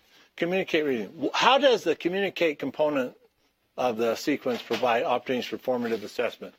How am I going to formatively assess what's going on during the communication portions? Yes? You're going to gather up those and look at what do they conceptually understand, where are the misconceptions. So what does that mean for me, for my instruction tomorrow? Where do I move to next? Right. That's half the answer. Okay. Yes. I'm going to. You're helping me out here, so I wanted you to say that. It also tells if they've got the full idea or not, if it's just halfway there in getting it. So the formative assessment is providing the teacher with lots of information. I'm going to tell you right now, it belongs to the kid. Formative assessment isn't just about what the teacher learns. It's what the student learns about their own learning. Formative assessment should inform the student, not just the teacher. And when you're drawing those models out there, you're beginning to think about your thinking. You're formatively assessing as the student. When the models come up here, you were comparing your model to this one. So it's just like mine, the arrows are bigger or something. You are reflecting on your learning. Formative assessment is about the teacher learning about teaching and the student learning about learning. And that second part, we have done a poor job of communicating to our teachers. Formative assessment is about both the teacher and the learner. It's a big deal. Yes? I think a magic piece of this approach is in this communicate piece when students, as a teacher, you're walking around, and I know you're always looking over shoulders and seeing. I don't think you ever ask somebody to share who you're like, okay, they have an idea of where we want to go, right? He's not just like cold calling on someone to share what they're doing. And that's what we're doing as teachers in our classroom. And as students are able to communicate their models, it allows other students into the class to refine their thinking or to formatively assess, oh, I was thinking this, but now I'm seeing this model explanation from this group of students, and it's helping me refine what I'm doing and what I'm writing and what my understanding is. And that's a piece that I think is key, but it's a piece that, as a district person, it's really hard to get teachers to do that and give that power to the students to bring those explanations out instead of me just standing at the front and say, you're not getting it, here's the answer. So that's the piece that I love, but it's also really hard to get teachers to do. Well, it is hard to get them to do, and that's why sustained professional development is important. April was in the Pestle program. Antoinette was in the Pestle program. I saw both of them teaching, and they were, in fact, were not the sage on the stage. They were getting kids to take ownership of the learning, watching what the kids were doing and responding to them. And that's what is a shift. It's about a teacher. It's about a student-centered classroom, but the teacher controls it. People misunderstand that. It's not, the kids aren't in control. I can guarantee kids have never been in charge of my classroom. Even naughty adults haven't been in charge of my classroom. The prompts I put up there direct what's going to happen, and me valuing what you do helps you do a better effort of what you're going to do. And over time, it gets better and better and better and better with the kids. Good point. Yes? I don't mean to minimize all this because I think this is great, but the underlying piece, I think, which we don't look at enough, is none of this makes any sense if the kids don't know what you're talking about. Bingo. And therefore, there's an underlying vocabulary. And that's kind of my own niche that I developed over time, which is quite different than traditional methods. But I think without the vocabulary, like until you see leeward and windward, those are just words. Yeah. And people can talk about it. We can talk about high. We can talk about low. We can talk about all sorts of things. But if there isn't, we have as teachers, we have to constantly be doing checking because a kid is just lost and spending 30 seconds helping to explain a word. That's when you have those aha moments, and now all of a sudden it makes sense. And I think that as we go, we can't get so hung up on these other things without making sure that they understand what we're talking about. And a lot of times it doesn't, they can parrot back a definition. That doesn't mean they understand what it is. Matter of fact. So I think that's an ongoing process that we need to be aware of. That's That's a given if kids are going to learn anything. And my contention is it happens after the context is presented in instruction. When we did I give you guys a list of 15 words to define before we started? Because you guys actually probably had 15 words you needed to know to do this lesson. High and low pressure, leeward, windward, Coriolis effect. When did the instruction of that happen? Was when you have engaged with it, and when I'm talking about it, you know that the wind's coming out of the east because you read it on there. And you may already know leeward and windward from what you've done. So I'm an advocate of the language coming just in time, not just in case. In the past, we have given these vocabulary lists that go on forever. Just in case you need to know this, here's the word and its definition. I don't want that. I want just in time. As you're grasping for the word, we, in the context, have a conversation about it. This instruction is planned. It's in the lesson plan. I'm going to talk about high and low pressure systems. I'm going to spend time with this, getting you to understand what high and low pressure means. In Utah, there's like 2.5 million people. About 100 of them know what the weatherman's talking about when he says a high pressure system. I mean, it is a problem. And we see it every day on the weather. There's a high pressure system. What does that mean? Well, So when we're doing this instruction, we need to know where the pressure points are. And when we get to that word, we're going to have a discussion about it. But just in time, not just in case. Yes? You created the meaning, the concept meaning, then you were just attaching the name. Right. That's what we call it. Yep, exactly. Jennifer.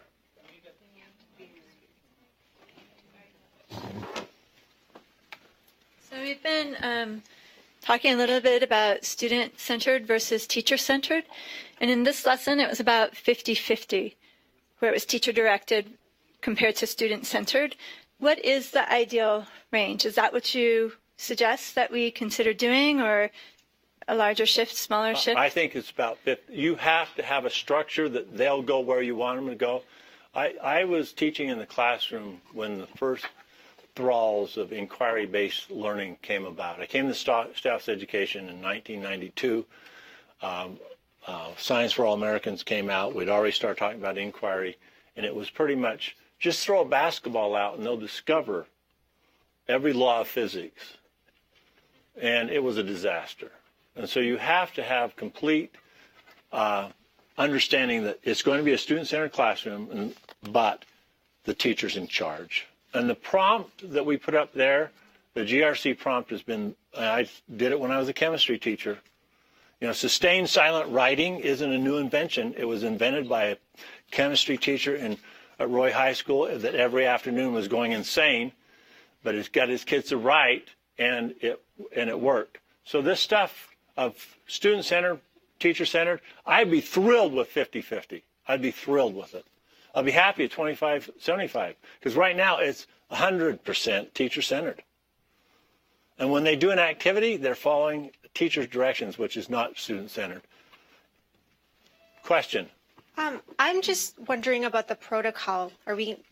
Can I just ask a question about that, or is that coming up? Yes, that's what I wanted to have this conversation about. But, you know, when you put teachers in a room, they're not going to talk about anything except teaching and learning. I'm like the lone evaluator. Yes, yes. Who needs to learn about the protocol. Yes. So I'm really excited that this has come out. I've been waiting for a couple of years, so thank you. I'm wondering about the validation and if you have a paper on that, or...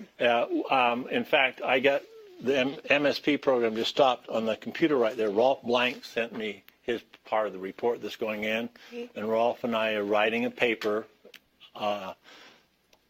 to submit about this last 3-year group. Prior to this, we used a different protocol in the first group and in the second group, and then during the second cohort, we shifted from the old protocol, which we had to keep in place, and started designing a new one. So I'd be in the back of the room watching teachers teach and doing both of them. The other evaluators, which were there for the purpose of developing the evaluation, they were using the old evaluation. I was sitting working on this one along with a couple of other university people. Nancy Houck helped a ton on it, and we put this one together. And so it's only been the last cohort of Pestle that's used this. I have seen a significant difference. And one of the things I saw was the teachers understood this couplet idea because of that. I'll share with you the 5-point rubric. It's got a lot of crap on it, and it can be improved. But it's been validated. We've seen with the control group compared to the experimental group significant differences. We've watched teachers change over their 3 years in the observations. From this year to this year, the observation was, in fact, markedly improved by individual teachers. And the nuance of instruction was there. Their idea of the practices and cross-cutting concepts were being used by students, which you have to see. It's not just the teacher using it, it's the student using it that we're after. So I've actually seen students engage in phenomenon-based learning already through some of April's work, and it's been very exciting, but we haven't had the instruments to measure that. It's just been sort of qualitative. No. So you're saying there's a separate protocol that's a 5-point It's this protocol on steroids. Okay, so It's got a 5-point scale. It gives a description of, what are you looking for in the 5 points on answering. Each couplet, and I call it couplet, what the teacher does, what the student does, each one of them has a description. It goes on from, it's a 5-point scale, but has about 8 pages to describe each one of these. Well, then, perhaps this next question is relevant to the people in the room. So I would use, as an external evaluator, use the 5-point one, and then who is using the 3-point, and what are your goals for the protocol for folks here? My goal for the protocol was to evaluate the teachers in the Pestle program. Ricky's goal is for you to consider this as a way of thinking about how teaching and learning should happen in the classroom and what an external person coming into the classroom, principal or administrator or coach, should be looking for. What are the key performances you're looking for? And it starts with the idea that each of these is a performance. On this scale, we don't look for everything because in 45 minutes of instruction, which was designed for, you're going to see not all of these done. So we're just looking for 3 on the first gathering, 3 on the reasoning, and 2 on the communicating to be sufficient. And we don't score things that are not present in that particular performance. That's a major component of this, which is different than other things. These are the multitude of possibilities that you would see. Okay. And would an administrator, a principal, need training? Oh, yeah. Okay, because this is This protocol is actually the one, when Ricky and I talked about this, I thought, well, I'll use the one for principals with this group because it takes, you can spend a full day with great knowledge about the framework and standards to make sense of what we're actually saying with the 5-point protocol. This one I designed for principals in Georgia. I had 250 principals and administrators in Georgia in a large room. We did a half day of performances with them, then gave them this protocol, and they watched a video. And then we had a conversation about the protocol and how they would use it. They wanted to walk away from there knowing what science would look like. And a lot of them said, I can just take a few of these and have a sense of what's going on. The message is the teacher does this. This is how the student responds. It's not a teacher question. It's a prompt for a 3-dimensional. Constructing an explanation for the causes of that phenomenon looks different now because I'm looking for the students then responding with an explanation for the writing part of it. They saw a model, and this was sufficient for the purpose of those administrators in Georgia. I've done it with 250 administrators one time, and then a small group in Atlanta asked me to come in and do 30 of their administrators on that. But it's the 3-point scale works for them. Okay. And the reality of it is they probably use 10 of the couplets regularly because that's what they can understand. Okay, thank you. Yeah. But you have to have sophisticated, advanced knowledge of the framework and the practices. You don't have to remember. Now, which practice is that? You have to know them inside and back. You have to know the standards. Yeah, it sounds like you can do some video-based training, and that will at least advance them to some degree. Yeah. Okay. But it's a full day just to get semi-proficient on this. The observers that we had that went into classrooms for this protocol, it took us about 3 observations with teachers and discussion to come up with before they could validate theirs as being consistent with it. So, and these were people that knew the standards and well, very well. So, okay, Ricky said let's look at some teacher teaching. You want to do that?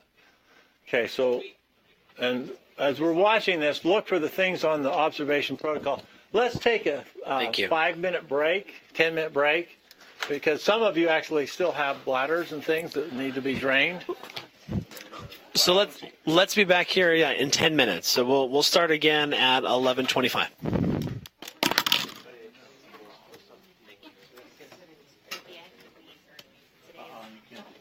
Today's actually our student so I'm running a workshop.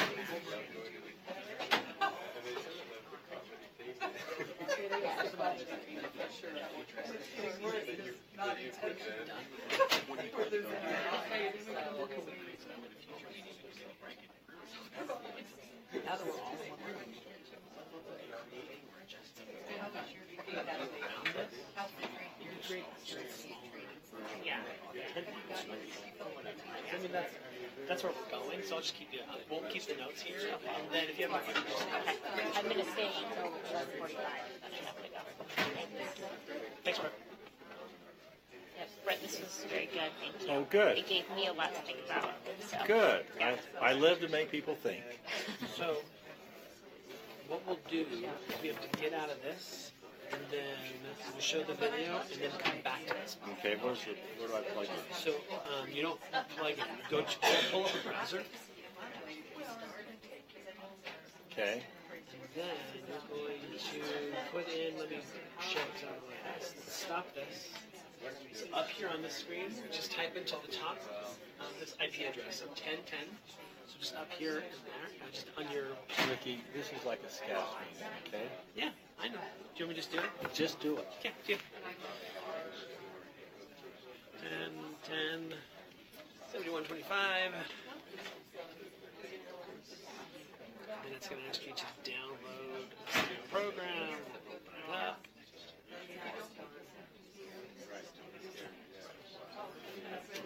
Program. And then we will. 97.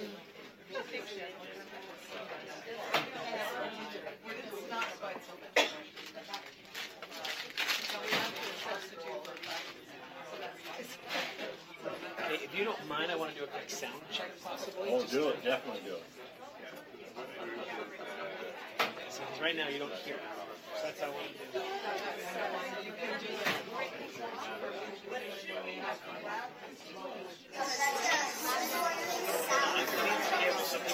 And 1. We're going to take what we already know about magnets, we're going to expand it just a little bit. I'm going to show you this.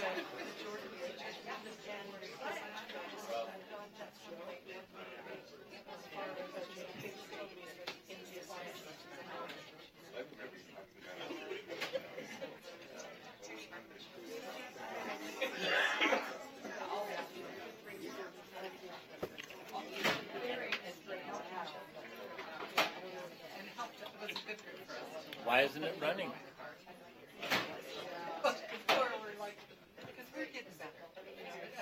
Do we just put the microphone by it? Yeah, that's the solution. Because they can see it. I can see on the screen. Plus 1 more load.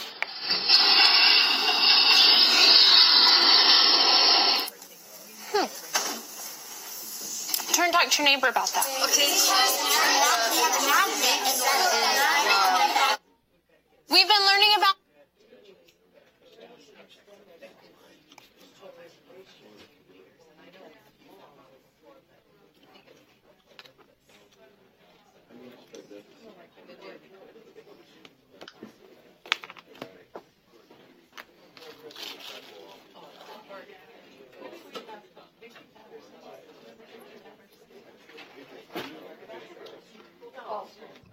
Anyway, she thought it was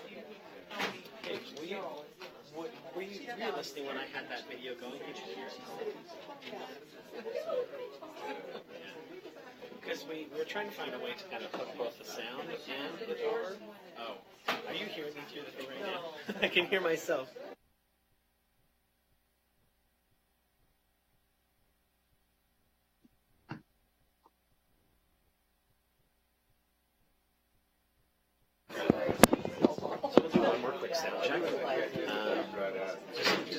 We've been learning about magnets. So far, we've learned a few things. What have you learned about magnets? Turn and talk to your neighbor.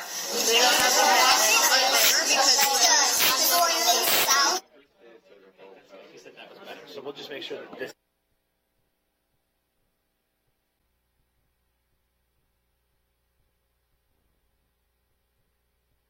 We want to go. We want to get started. My nose is up. No. Yeah. Hold on, you got to get out of that real fast. You got kicked out. Okay. Give them instructions. Okay, so while Ricky's redoing the technology, what I'd like you to do, you can sit back and just enjoy this instruction. It's one of our teachers. People can't, they can't hear you. Is it on? Maybe. Maybe not.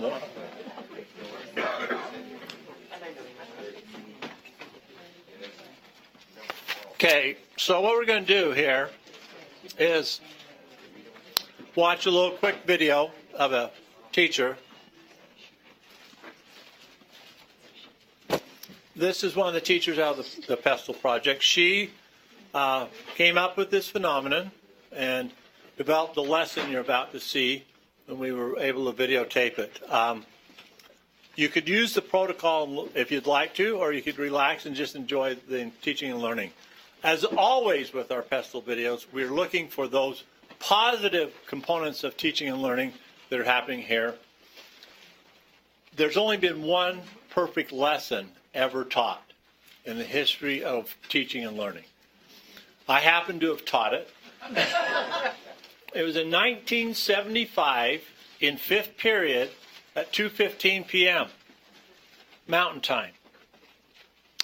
And on April 12th. Since then, I've tried to repeat that lesson unsuccessfully.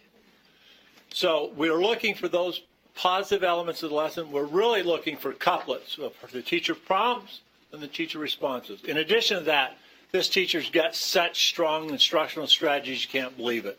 And so you'll see a lot of really positive things. But look for teacher prompts, look for student responses, look for the structure of this instruction.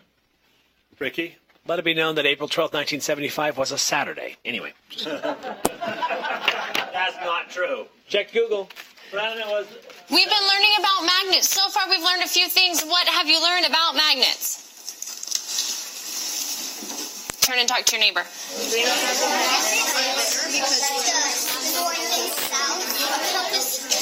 And one.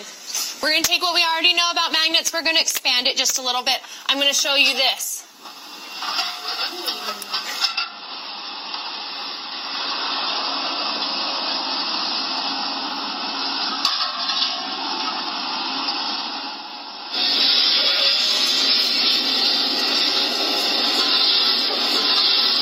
Watch one more load.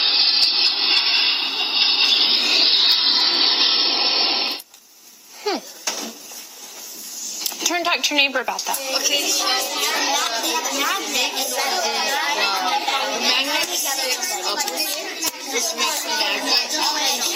glad to see that you already have ideas. Here's what we're going to do today. Right here, read with me. Investigate how the iron changes when electricity is added. Keep going. We are going to formulate questions and investigate explanations for why the nail changes when electricity is applied. You already have a little bit of an explanation right now. I saw your hands go up. We're going to investigate that. So think about your idea, hold on to it, and we need to see if it's the right idea. That's what you're going to be investigating. You also need to formulate some questions. How is this working and why? Here's what you're getting today.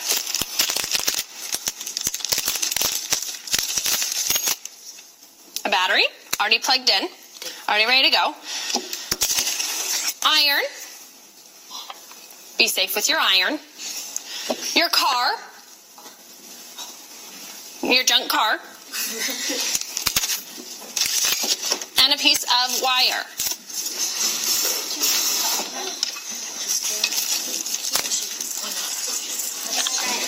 I'm going to call you back in about 10 minutes. I'm going to give you about 10 minutes, see if you can get your junk car to work, okay? What do you think we should try? Okay, so let's first put the it's not magnetic. This nail is magnetic. So let's try the. Oh, we're gonna try to get them together. We're gonna try to get the nail and the junk card together. Let's try. Oh, okay. It's not working. What could you do differently? We're gonna try the other side. Other side of what? Of the battery? Okay.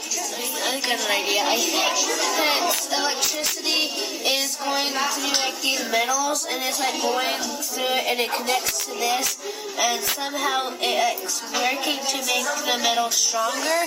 The iron stronger? Yeah, the iron stronger to be able to lift this up. So it makes electricity. So what's your idea, Zach? We put it like this because we're in the picture and it's a flat surface. Okay. And we connected it to these two sides, and I feel like it'll get more energy to the nail. We know like you can magnetize metal if you like rub it against a magnet. Okay. Or, like if you rub it like that, it gives off like a magnetic. I don't know. A magnetic what? Charge. Magnetic field. Okay. Magnetic field. But it's not. We keep on rubbing it, and it's not working. And we're trying to find a way to have this like cook so it's actually like the Junkyards, so it actually lift up the car. But we're not finding the actual solution. Interesting. It's not working too well. You said that this is the car. So yep, that's our car. We're going to put the car in the metal. Put it in this magnet.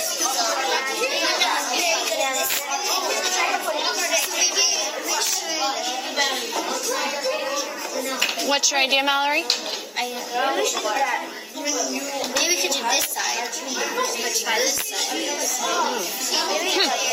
Okay, here's what I need. I need everyone in a circle around the room and around the desks. Please, you don't need your experiment, you just need your body. Okay, what have you needed so far to make this work a little bit? What have you thought about? Julia? Well, me and Kylie didn't really get to it, but we were thinking that since one side didn't work, we were thinking if we put both of the sides together, then it would be super magnetic, and it would... Sides of what? Could you be more specific for me? Both of the sides of the battery. So if you hooked your wire into both sides of the battery, Kylie? So there's a negative side and a positive side of the battery, so on the positive side it would be more magnetic, and so if we put the wire through both of the sides, and wrap the nail around the magnet, and then we can connect it to the paper clip. Think a little bit, your junk car a little bit easier? Okay. Anything else that you've discovered, noticed?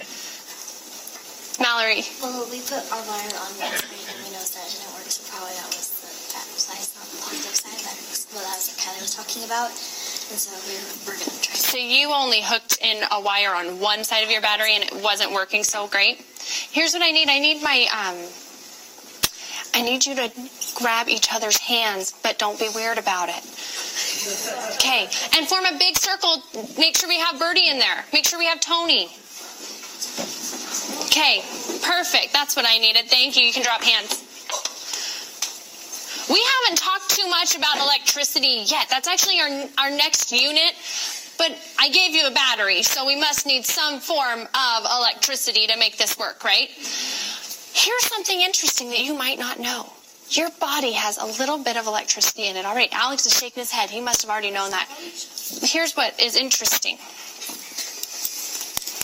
I've got my energy stick. Okay? What do you notice about the ends of my energy stick? What did you notice? Turn and talk to your neighbor. Are they? Well, there's 3, 2, 1. Yeah, it's just hole on one side, a little battery on the other, but I meant just like looking at it like this. What do you notice? This is just, Birdie? Yeah, it's just like a metal, like aluminum foil, right? But it's not. Anyway, it's just like metal. It's a metal. I've got on both sides. And Alex is going to take one side, and we're all going to grab hands. I wouldn't shock you. I don't know why you're worried. You have to have hands. You can't have sleeves. Notice we have nothing happening. That's giving me a red flag. You have to have hands. You have to have hands. What's going to happen? If we have, in order for electricity to flow, we all have to be what? Yeah, electricity is flowing. You can't feel it, no. And I'm not shocking you, but Tony keeps playing with Piper's hand, and then what happens to our electricity? It goes on and off. It goes on and off. Why? Think. Drop your hand, Osman. Okay, why did our electricity stop? Because it broke. Oh wait, like it broke the electricity all around us. Talk to your neighbor, because you already are.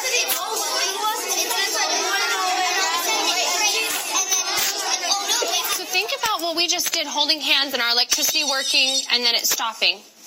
Think about your junkyard, and right, you're trying to lift up your car and you've got this wire. And see if you can take this idea of all of us being connected and electricity flowing into your idea. Head back. I'll give you 5 more minutes. Okay, girls, how's that working for you? Have you tried it yet? Well, we tried it and it works a little bit. A little bit? But maybe it would be stronger if we put those two together. So we're trying to make it so it goes through. Yeah, how could you make it stronger? We tried not wires. Wait, no, like put them together and touch. Like someone holds them together and then we try to. Okay. Okay, so now what? Now we got our car. We're trying to like put it like in different positions to see which we will win. 3, 2, 1. Still having a hard time with our junkyard. This is tricky. Here's what we're going to do. We're going to pause, and we're going to start by reading our science book. So when I call your name, you'll need to come and get your iPad. Page 44 of your science book.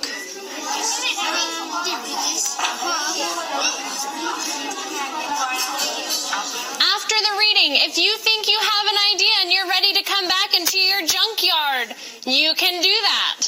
If you are not ready, go to the other 2 websites. We'll need to go there anyway in a minute. Goes to the junkyard now and go out.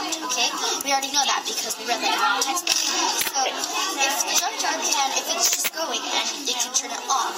What happens? Yes. Zach, I see it working a little bit. How could you make it stronger? Maybe if we connected it to only not the negative side, then it would probably be a stronger current in the wire. Do you have evidence for that idea? No? Okay. So what did you read about? Because it looks like you did some reading because you changed your thing up a little bit. Okay. How could you make it stronger? Do you have one working where you can pick up your car and drop it? Oh, okay. Yeah, because the part that has the flat part is the south, and the one that has the pointy part is the north. Because if we hold up like that, we can just push it. You got your car in the air, now drop it. Oh, it worked. What did you do, Jordan? I turned it off. How did you turn it off? What do you mean you turned it off? It didn't away from the... So you took it away from this? Okay. So now should it work again? Okay, so you're saying if I push this button, it'll turn your magnet off. I don't know. I think it's because of like this, but since this fell out because it was born in. But okay, so it's in, and I'm pushing, and then it let it go. Huh? So you can pick up your car, but you can't drop your car. Is that? Huh?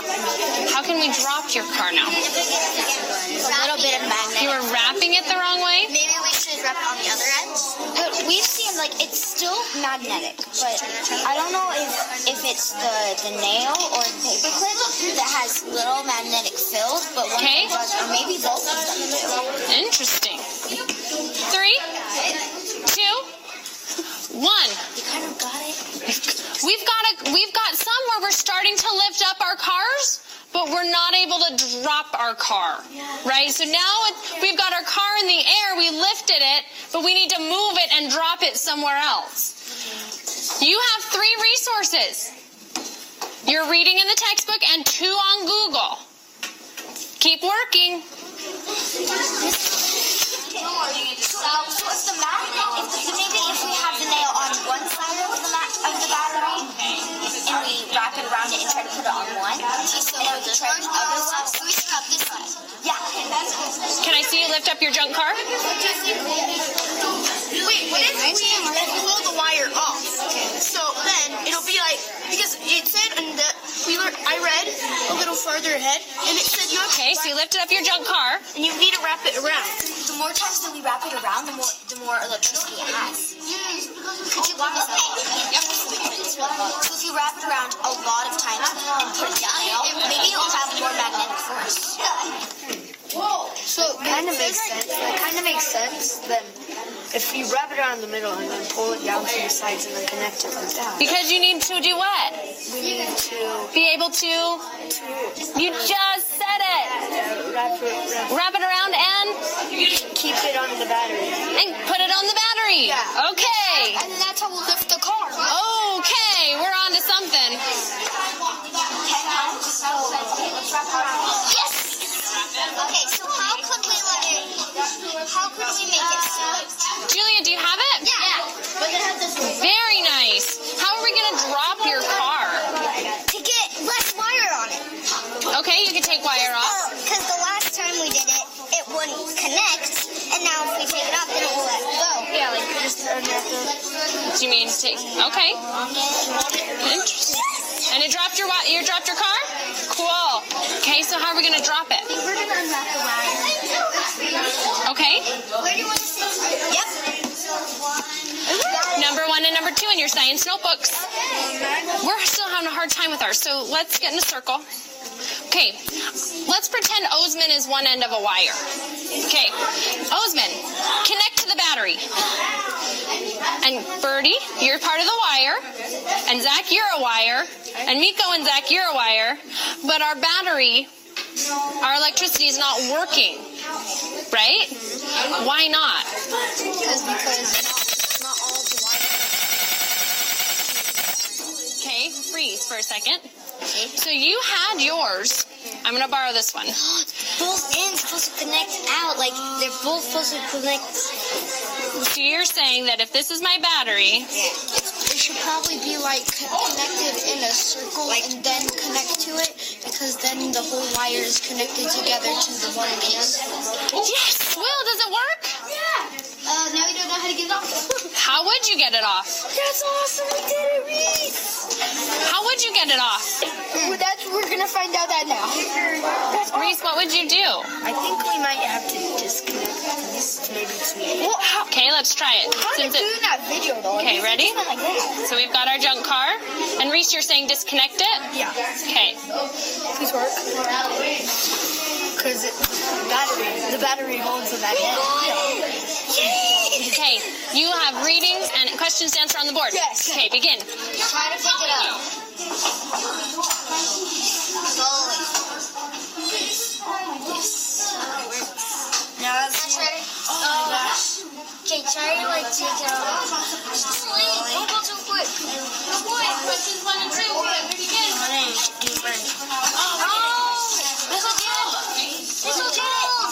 Did it work, Heavenly?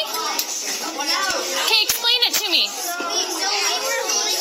Slow and then Oh yeah, it's off the ground.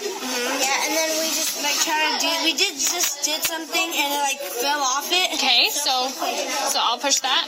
Yeah, and it came off somehow. Like I thought it came from here. Why would it fall off? Because since like this little thing right here inside it connects to this thing, and when you push it, just had it. Okay, so we've got it working, right? We're lifting up our junk car. Okay. Oh, carefully lifting up our junk car. Yeah, that's what we're gonna do. Okay, how are we gonna drop our junk car?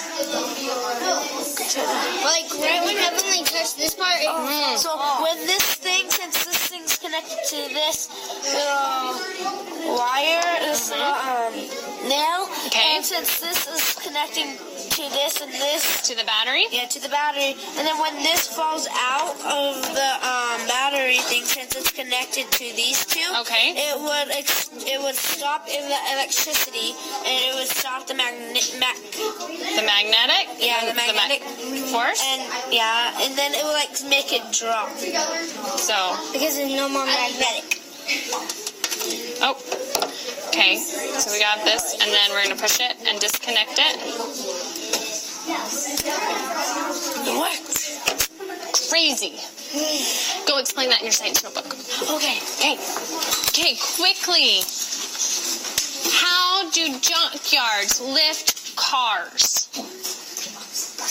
I want to hear from Miko. So what they do is like, so the car has a little like something like the crane piece, and it's connected to where the little station piece is, where he gets in, and then from there it goes down into like a little like ball shaped like a metal ball shaped thing, and then when he draws it down, it picks up anything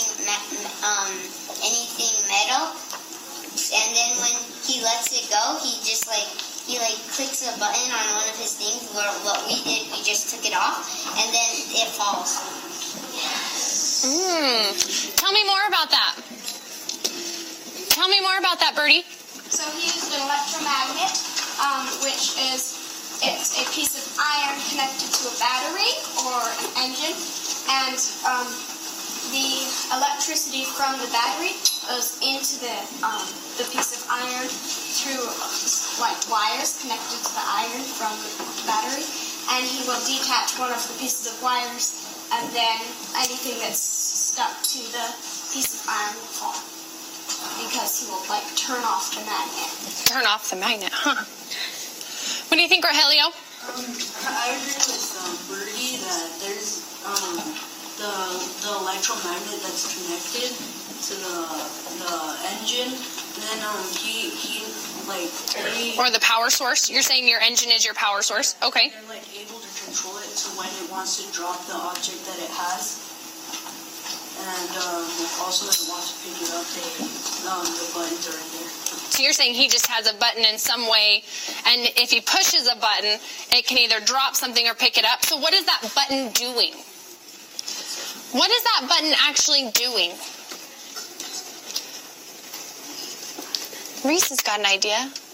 So you're saying that in some way he's got a button, and the button can either pick stuff up or drop it. What is that button actually doing?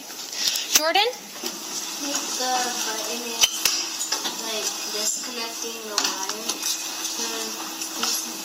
Kind of like disconnecting the wire. So if he pushes that button, it'll disconnect the wire and the thing will drop.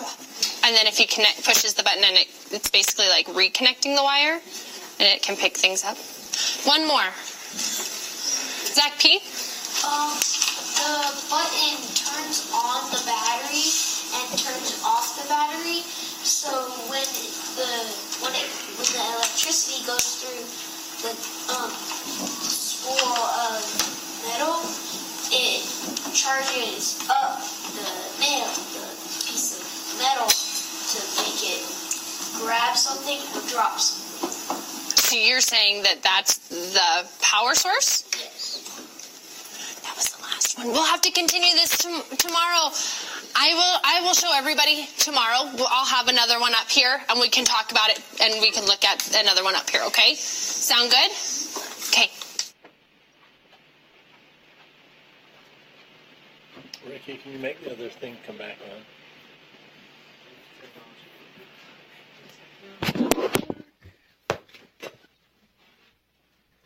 Ricky, I appreciate him more than you can imagine for lots of things. But one of the things is whenever I'm anywhere, he takes care of my technology.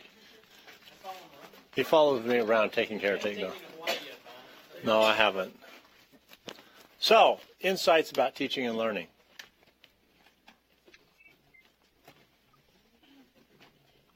Yes. I think the amount of student response was just phenomenal. Use that word. Yeah. Like she gave so many opportunities for the students to do the talking and the explaining and the questioning and the investigating. That was great. Where did that occur in the instructional sequence? If she's doing gather, reason, and communicate, where did most of that talking happen? In the gather, and the reason, they were definitely doing and communicating. They were in all three. Yeah, it is not as linear as I present that chart and it looks linear. It is constantly looping. But it happened when they were in the context of the phenomena. And that idea of having them in the experience of the phenomena, and then that just pours out of them. Any other insights? Yes. I think the most interesting part is how she didn't answer their questions and she just asked more questions. Us as subject matter experts would have been real easy to say, well, this is why this is happening. But she did not do anything but inquire with them further, asking questions, confirming what they were learning. Oh, that's cool. What do you think? Where should we go? And I think as teachers, and we all we know what we're talking about, so it's easiest for us to just say, well, this is why this is happening, and to let the kids interact. And it was a completely wonderfully guided process, and it probably took her lots of discipline to not want to answer the questions for the kids, but at every interaction she had, she just asked them more questions. And I thought that was beautiful. Why do you think that's better? I think the kids are prompted themselves to learn about the phenomenon as opposed to, it's not instructional based, it's student center based. Yeah. It is instructional based. There's a structure to it. There is the structure, but the students are confirming and affirming what each of them are saying and going back and doing more experimentation if they haven't quite gotten it. That ancillary group that she brought together and had them hold hands again. You're always going to have a group that just doesn't quite get it the first time, and she prompted them all to learn together, and those aha moments were amazing. Yeah. And I love the way you described that about the power of that question. I do believe that when the teacher does that, when they don't come and give the answer, they're putting the center of the classroom back in the student's hands. It makes a big difference. And, it is difficult to hear misconceptions and not jump in. Yes? Her questions were my questions. She was trying to determine where they were at. Her questions were probing questions. She was trying to determine where are they conceptually, and then by her questioning, helping them maybe move forward to consider, where should I kind of look next? She was really expert at helping guide them through her questions.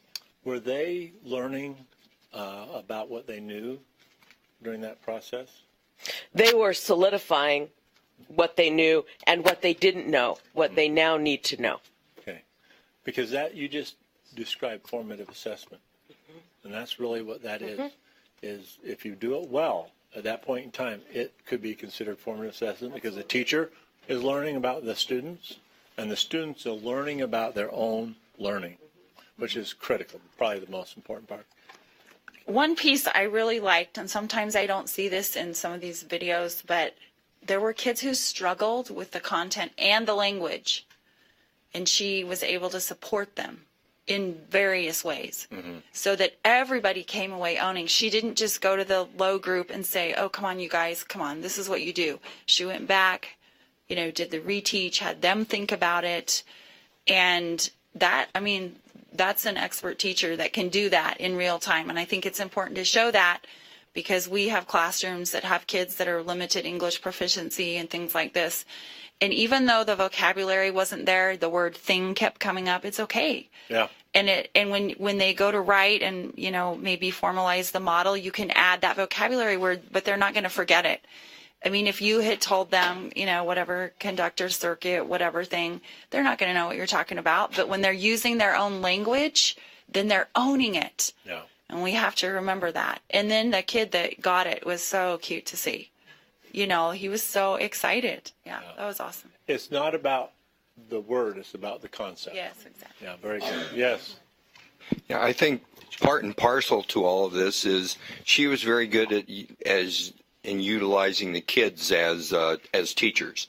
My personal philosophy is the best way to learn is to teach. And whenever she kept breaking them, say, discuss it, that's their opportunity to teach each other. And whenever you can teach something, then it locks it in. Yeah. Do you think that this is the first time this approach to instruction has happened in this classroom? No, it's doing something similar. It's a process. You have to get them there. Yeah. I think too often a teacher who comes to observe to see the master teacher, the more experienced teacher, they try to copy them. You don't understand. You kind of have to get them there in bits and pieces. You cannot. The 7th graders I have to do that with, because I kind of say you haven't learned how to think yet, so I got to teach you how to think. And the best way to teach you how to think is I'm going to have you do things, and I'm not going to give you the information that you want. You're going to have to figure it out. And they do. But in the beginning, it's awkward. But after a while, they get it. So I think it's obvious that she's done this, and this is her style.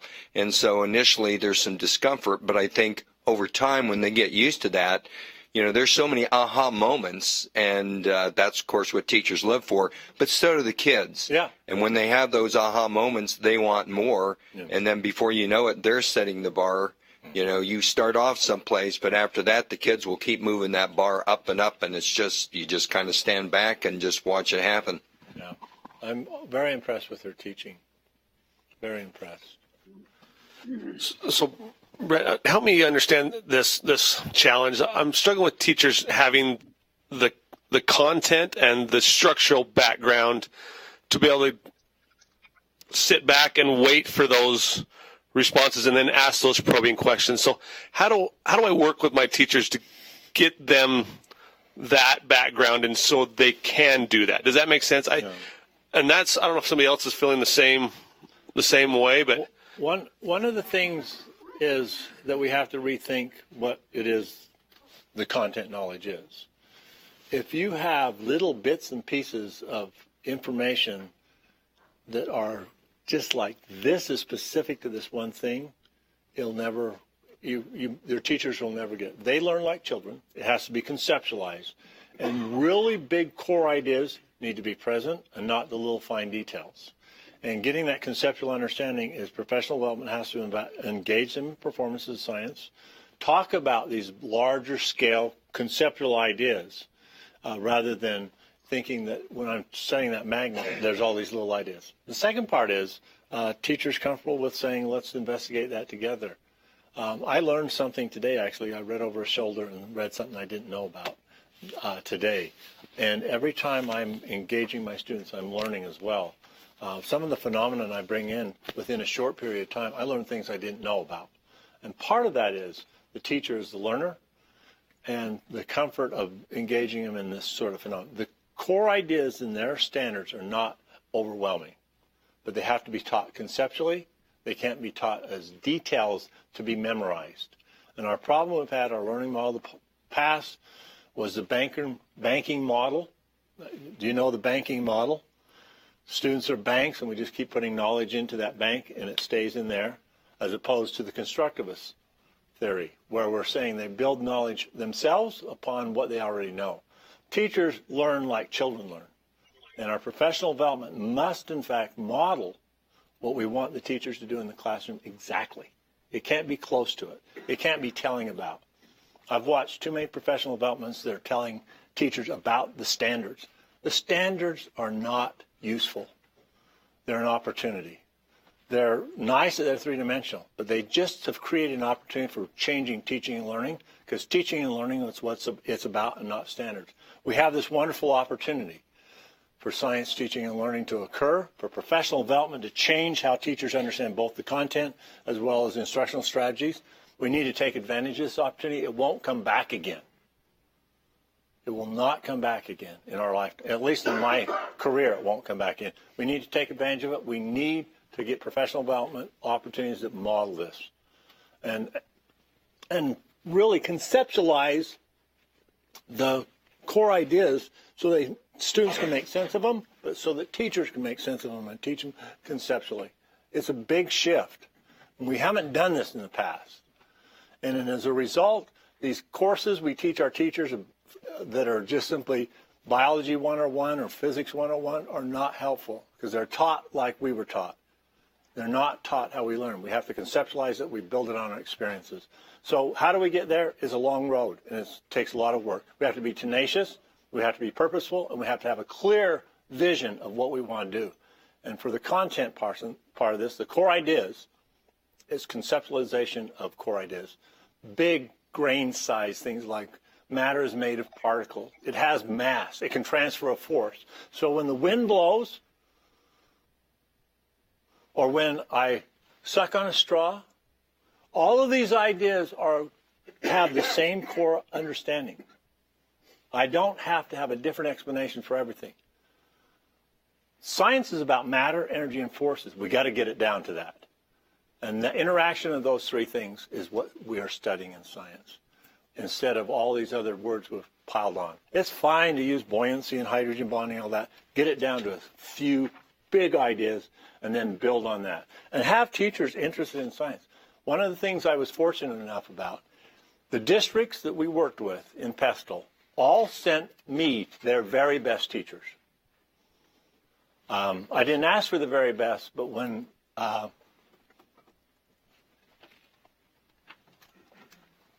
they showed up, they were fabulous, incredible teachers. You have to take advantage of that. Every one of your teachers is incredible. They need to be inspired like children. We need to help them understand this is a once-in-a-lifetime opportunity. Take advantage of it. We won't have it again. And teaching this way, as you can see from Catherine, is fun.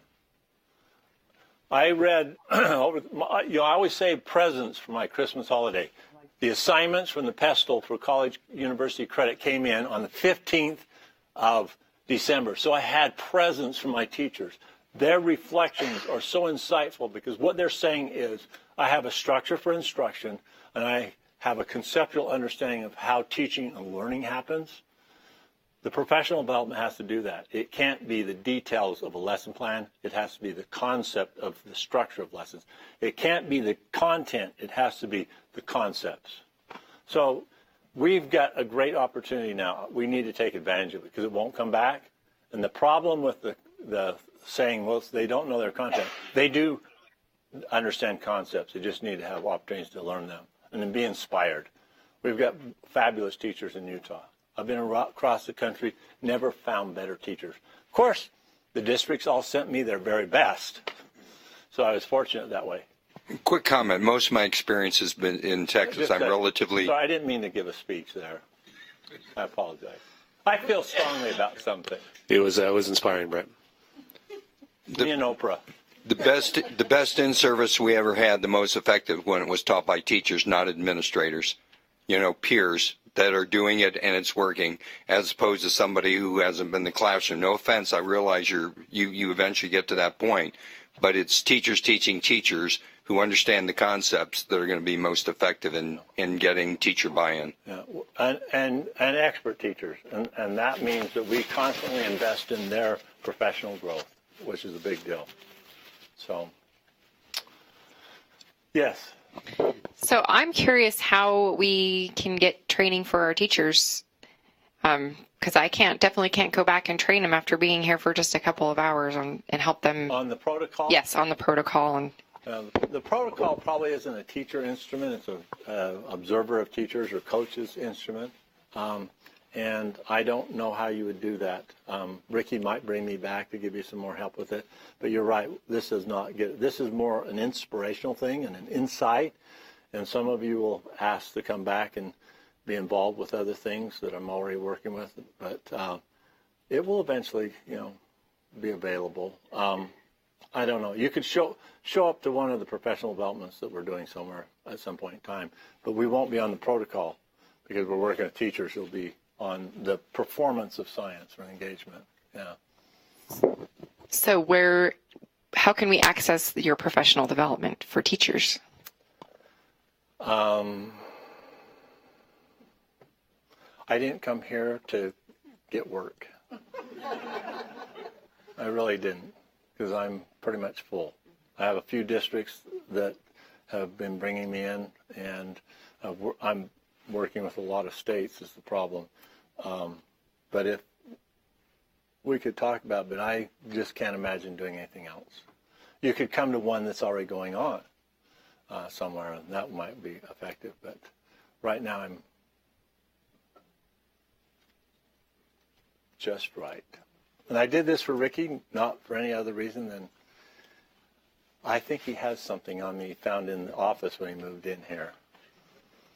Yes. We got a note from online saying you can also ask the IC group with the museums and everything about their PD, because they'll come and run through similar things for you. And so if you go to icutah.org, you can get a hold of them there. Okay, so let's move on. Oh, we're done. You're done. I'm done. Ricky's not done. But I really enjoyed talking to you today. I'm very passionate about science education, and this is a huge opportunity. Some of you have known me for a while, like Paul remembers when I wasn't so passionate. You were passionate. Oh, yeah, I remember I was. It is the most important thing kids learn in school is how to think. Science is one of our best vehicles for getting kids to think. When I say reason, I mean think.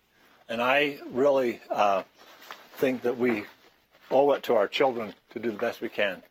I've enjoyed the time here today. I hope that it was useful.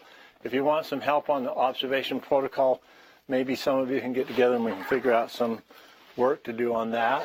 But you've been fabulous. Thank you very much.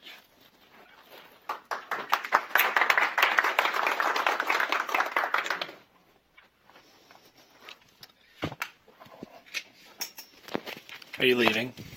I'm going to the back of the room. Oh, good. I was going to say, I just saw him getting the stuff. It seems like walk out, close the door, and drop the mic, well, you know? If you say something that offends me, Ricky, I want to be able to leave. Oh, I will.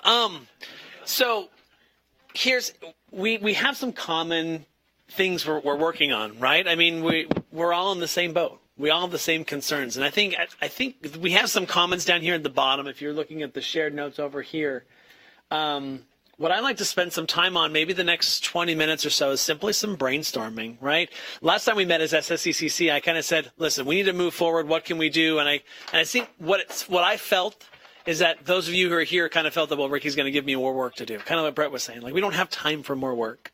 So looking forward to future SSCCC meetings, what if the purpose of those meetings are to come together to do that work? What if we come together, I can get multiple rooms, we can break into different areas, and we can work on some things together. The fact of the matter is that as LEAs, we are all doing the same work, right? Whether it's big in a huge districts, whether it's small districts, whether it's a rural spread out district, whether it's a small charter, we're all doing the same thing. So what can we do to identify, well, here's what I'm doing or here's what you're doing, and kind of work together on that to kind of come to a common sense or consensus, at least to work together, right? There's no reason for each of us to create our own wheels and then spend them at different lengths and times and pressures and volumes or whatever else.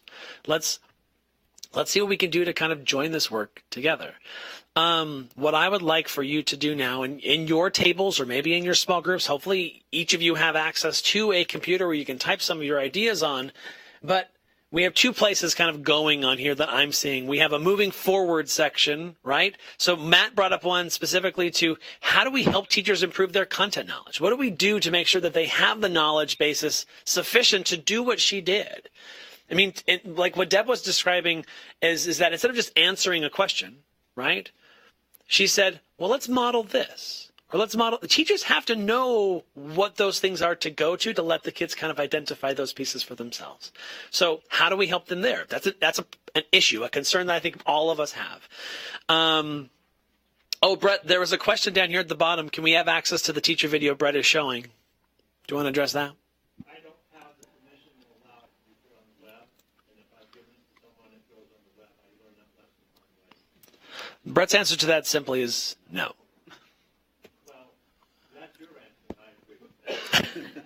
My answer to what Brett just said, if you couldn't hear, because he's in the back of the room now, was no, he doesn't have access to share this, simply because, again, we're talking about teachers and students, and, there are laws regarding those things. So they're pretty secured, at least these ones.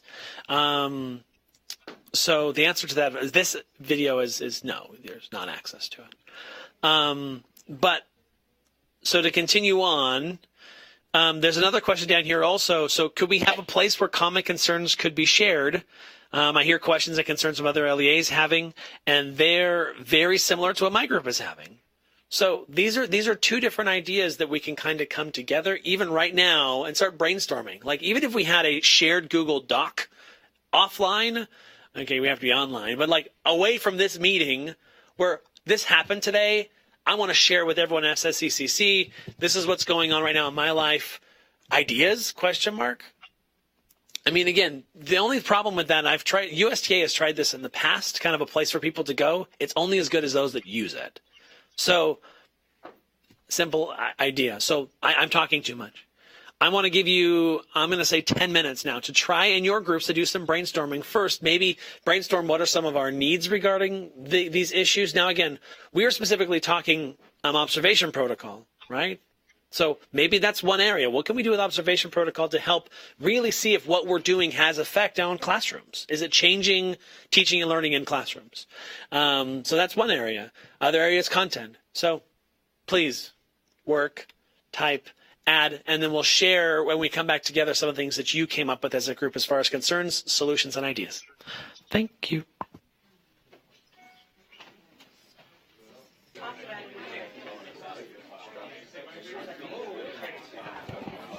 All right, to keep us on a schedule, we only have about 35 minutes left scheduled in this meeting.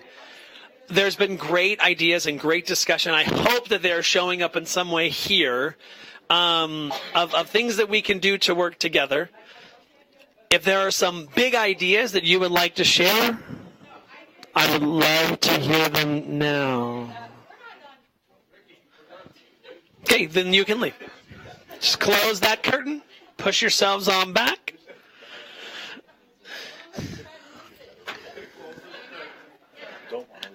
So I love this, and this can continue, but we have two more things two big more things that we want to do before we adjourn this meeting. So I invite you to stay, hang out. We have this room until 4. If you have the time, continue to talk. But big ideas that came out of your meetings that you'd like to share.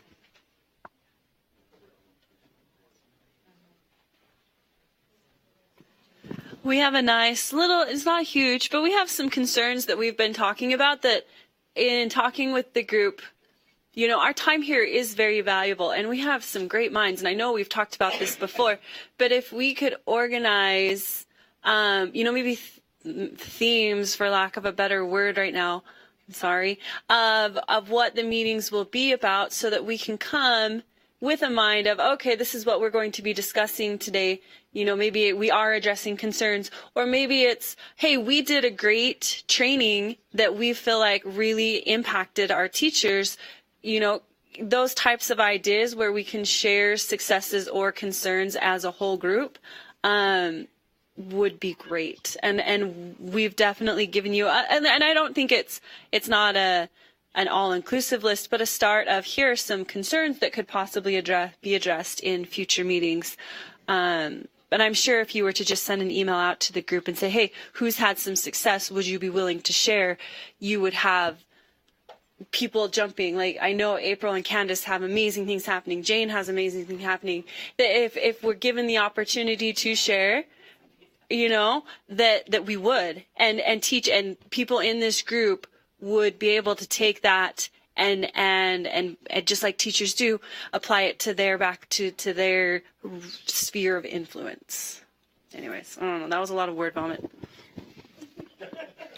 It was good until that last word. If you use a microphone. I'm not even going to try to explain this. They can do that. But so could this meeting be, maybe it's a full day meeting, and could it be an opportunity to build capacity with teachers where part of the meeting is experts modeling lessons and activities, but we bring one or two teachers that come and attend and also help do some of the work we need to do. I mean, I know it expands it and it becomes more of a logistical thing for you. But while the experts are here and we're trying to build capacity and build teacher leaders, couldn't this be an opportunity for that as well? A day like SSECC meetings. Absolutely. Again, this meeting becomes whatever you want it to be. I mean, I was hitting a point where I was wondering if it was even necessary, right? I mean, like what we were doing before, and that's why this year I kind of came with the whole focus of, okay, we need action. What are we doing? So, yes, right? I mean, if that's what you want, now I'm going to need help building this. I'm going to need input from you when I, ask, what should we talk about? And nothing. I mean, like, I need to know where these things are. So, I mean, going back to what you had suggested at the beginning was some place where we can simply write concerns and then people can vote on them. Yes, mine too, mine too, mine too. And we can prioritize maybe. I don't know. But absolutely, right? Capacity is going to be an issue. I don't see, as far as getting that many teachers in one room, if I could book our basement west, that's the biggest room we have here, or we might have to start traveling. And the only problem with the traveling is that it's really hard for the people that cannot come to participate if it's not in a place like this where we can easily get them logged in.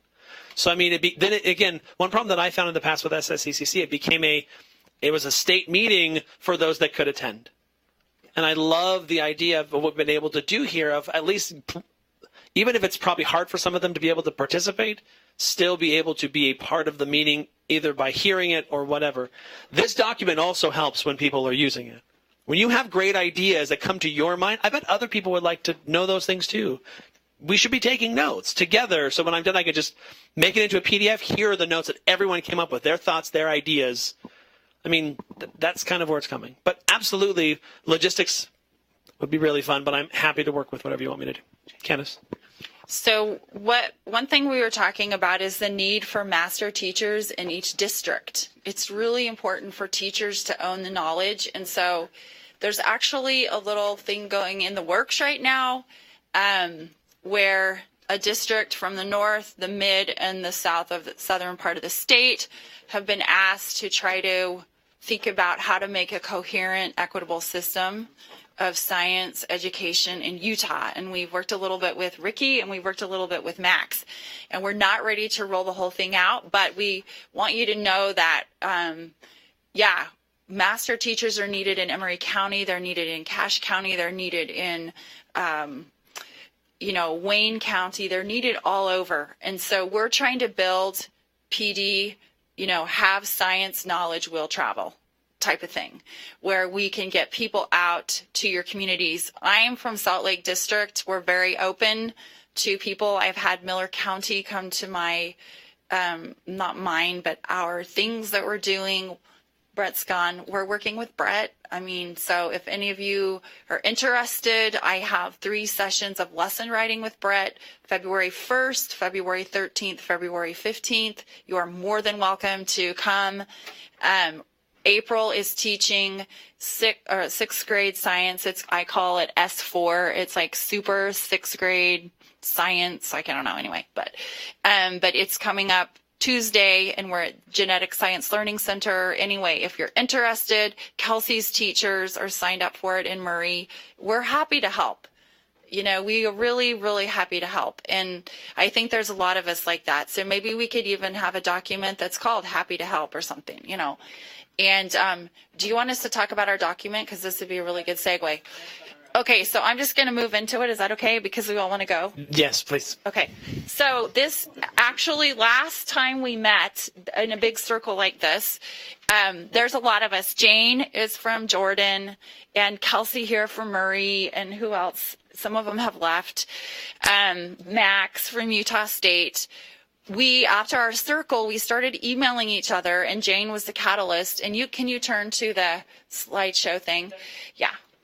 And, oh, there it is, marketing our message. Okay, so what we... Lapel? Yeah, I don't care. Can you hear me? I don't know. No, they can't. But basically... That's not a mic. Oh, that's a clicker for your thing. Oh, I don't know about these things. I don't know.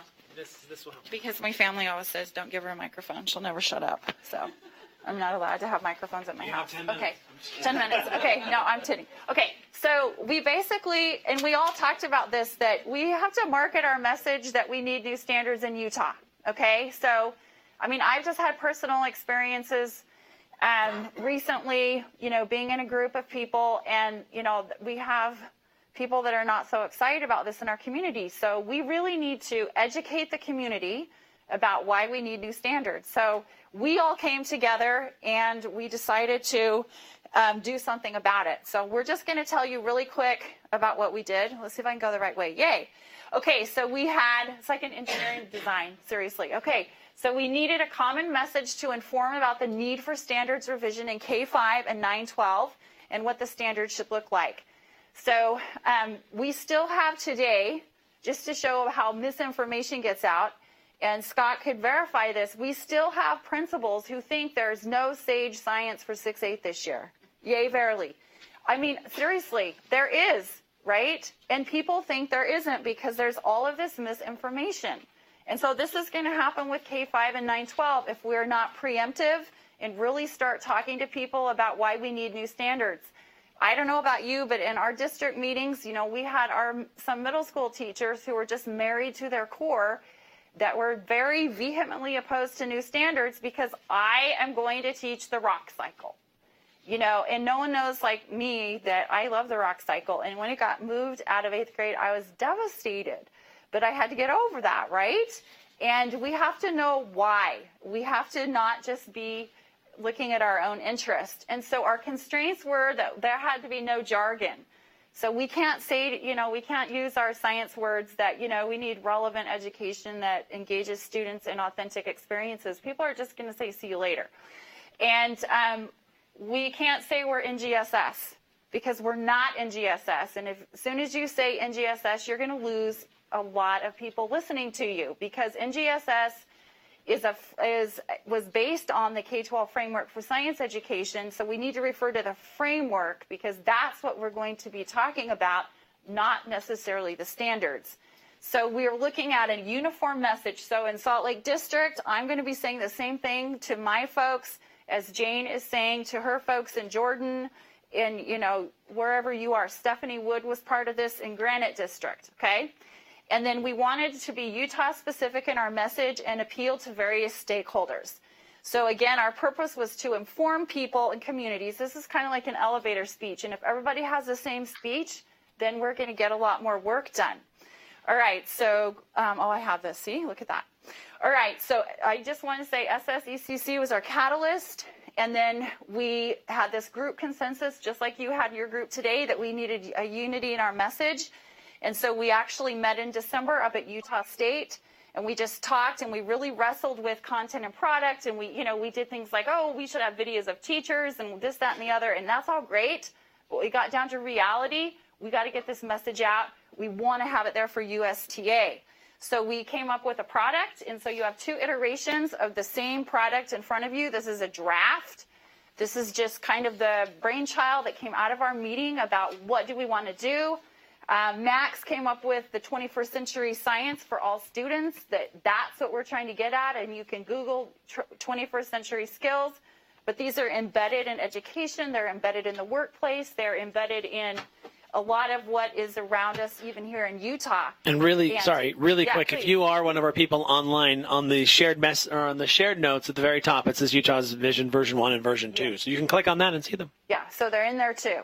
So, and so again, we wanted to be able to get this message out to people. So we're planning on having a table at USTA, and just handing out a flyer so people know what the vision is for science in Utah. And so please, that's why we're here. Give us feedback. This is your document. This is our document. We were just trying to take action and get something done. So I'll just show you kind of what we did. We started out with this question, why? And I worked on this section here. We each had a section to work on. So what I tried to do is I started in Utah, and I know you can't read this, but you can read your paper. But I started with Utah, and this is all newspaper articles, things from the Des News, things from the government's Office of Economic Development that are facts, okay?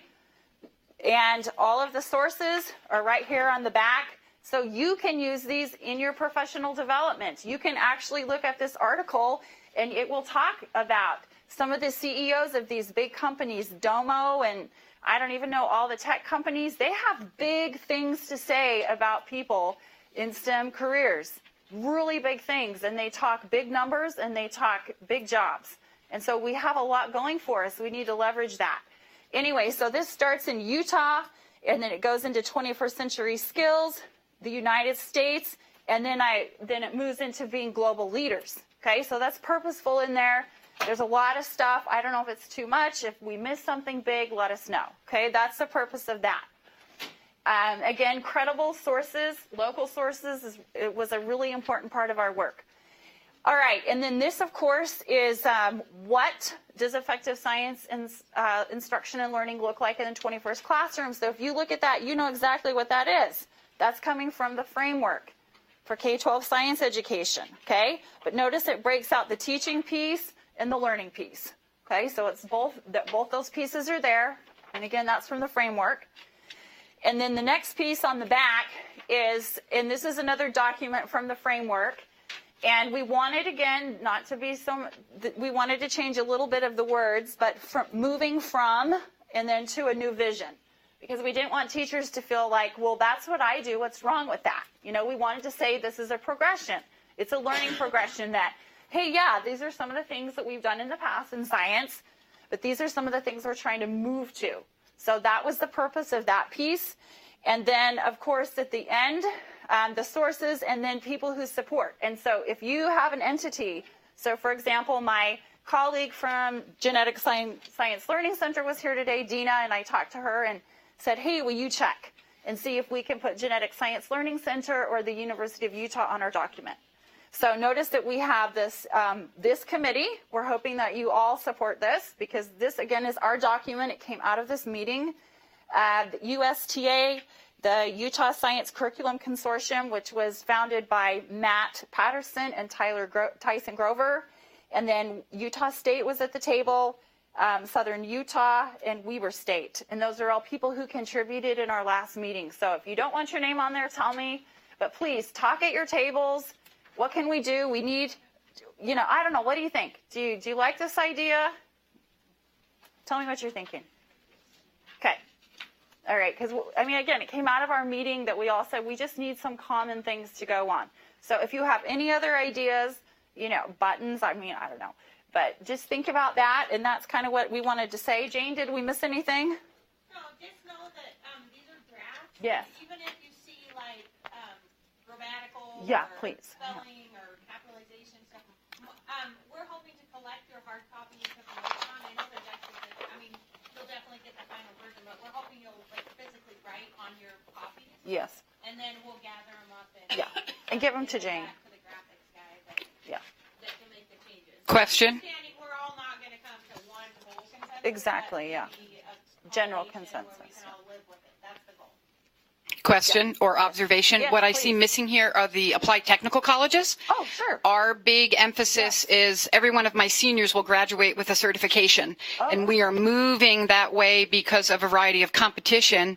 And that is a big plus that I'm working with Roger Snow at the OWTC now. So I would love to see OWTC, DATC. Okay. I know Bridgerland, there's a bunch of technical colleges throughout the state, and get them on board because there's a stopgap measure with students who are graduating now, and they're incurring more debt than they're economic situation can work out. So we need to push them into technical education in a conjunction with going on to get associate and bachelor and master's degrees. Okay, so can you write that, or maybe we can Yes, email? I'll put I that have a in. card. You can email Yep, me I'll put that in the notes. Okay, for sure.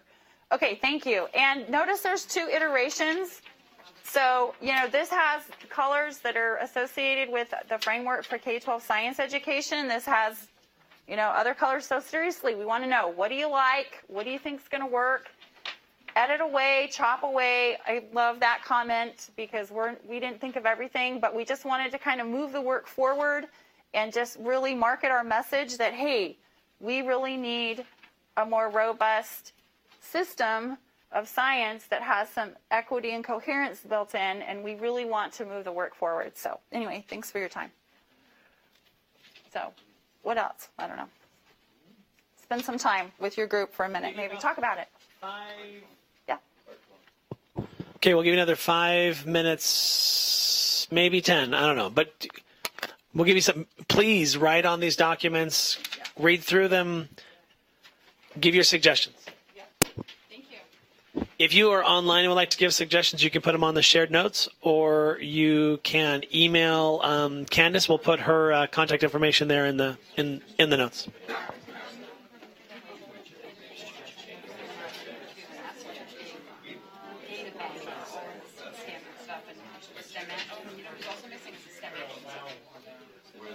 Just as an endorsement, so they know what's going on. So I'll add that to my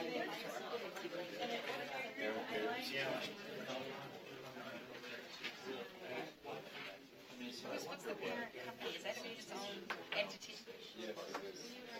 Just because there's such a data bank there, we should make sure that there's one of them. Animate's a program. Schools, or it's part of the school improvement network. Okay, is the school improvement network on here? No. But that would be okay.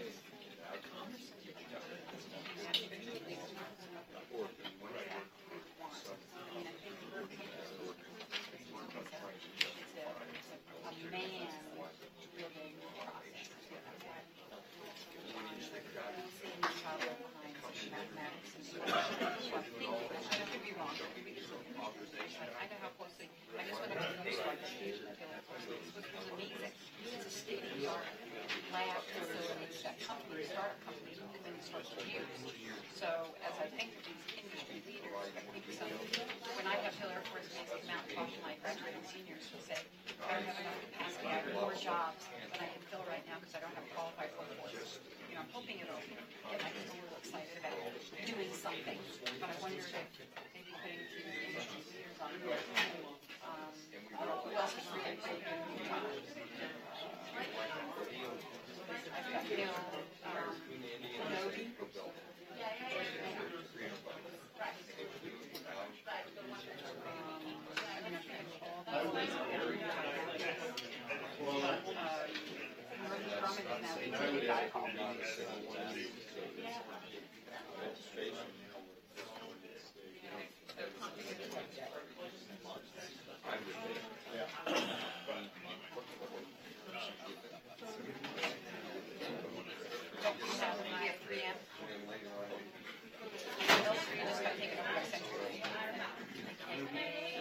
What did I just say?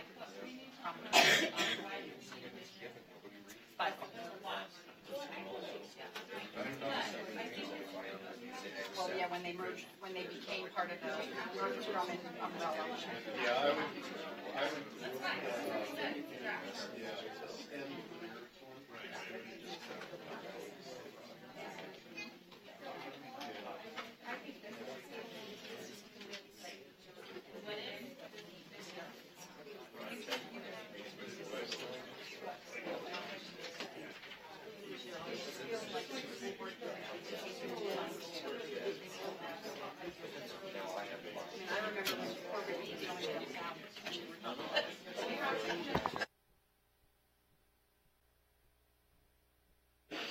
All right, let's continue this conversation and wrap up. Can you hear me? I hope you can. There are a few things we need to do before we can wrap up. We've had great conversations. We've had great discussions. They can continue in about 10 minutes. It is. Hello, people. Do you hear me? Are you simply... Yes, you are ignoring me. Yeah, I'm talking. Can you hear me? You can. Good.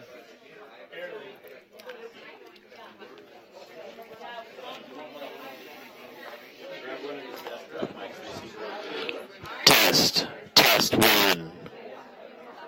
Listen. It's because I have two mics next to each other is probably what it is.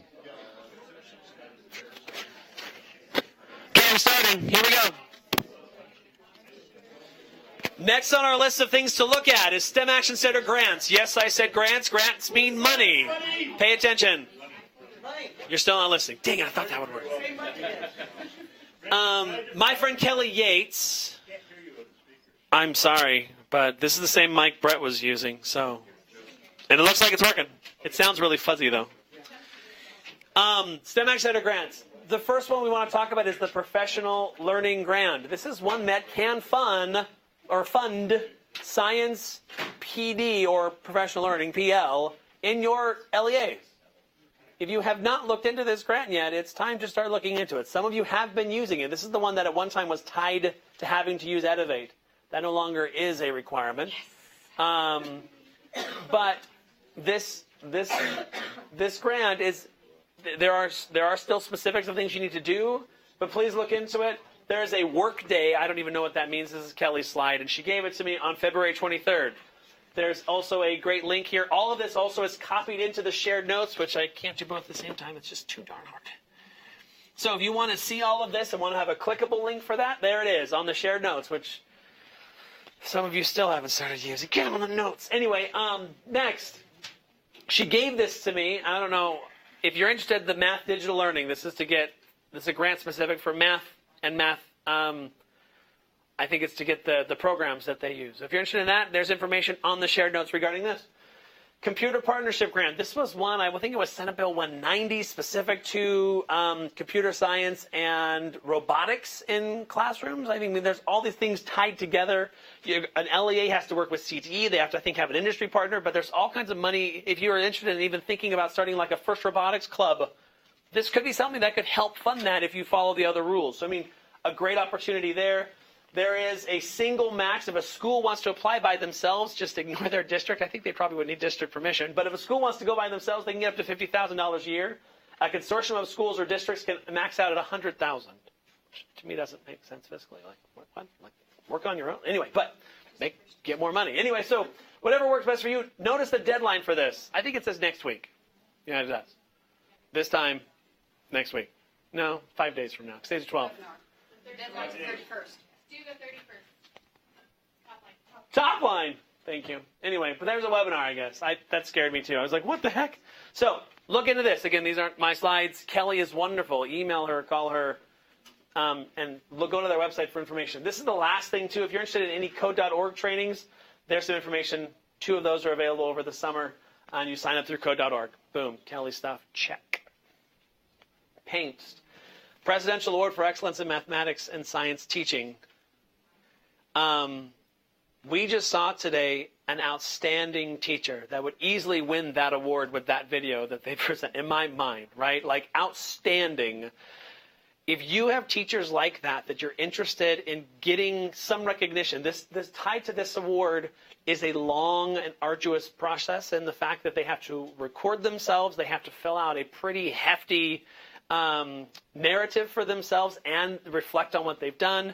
But it's an amazing professional development opportunity that has helped a lot of teachers in the state. This year's focus is elementary, K-6. If you have K-6 teachers that you know are great, that you're just like, gosh, I wish you would sign up for this. You can nominate them, you can talk to them.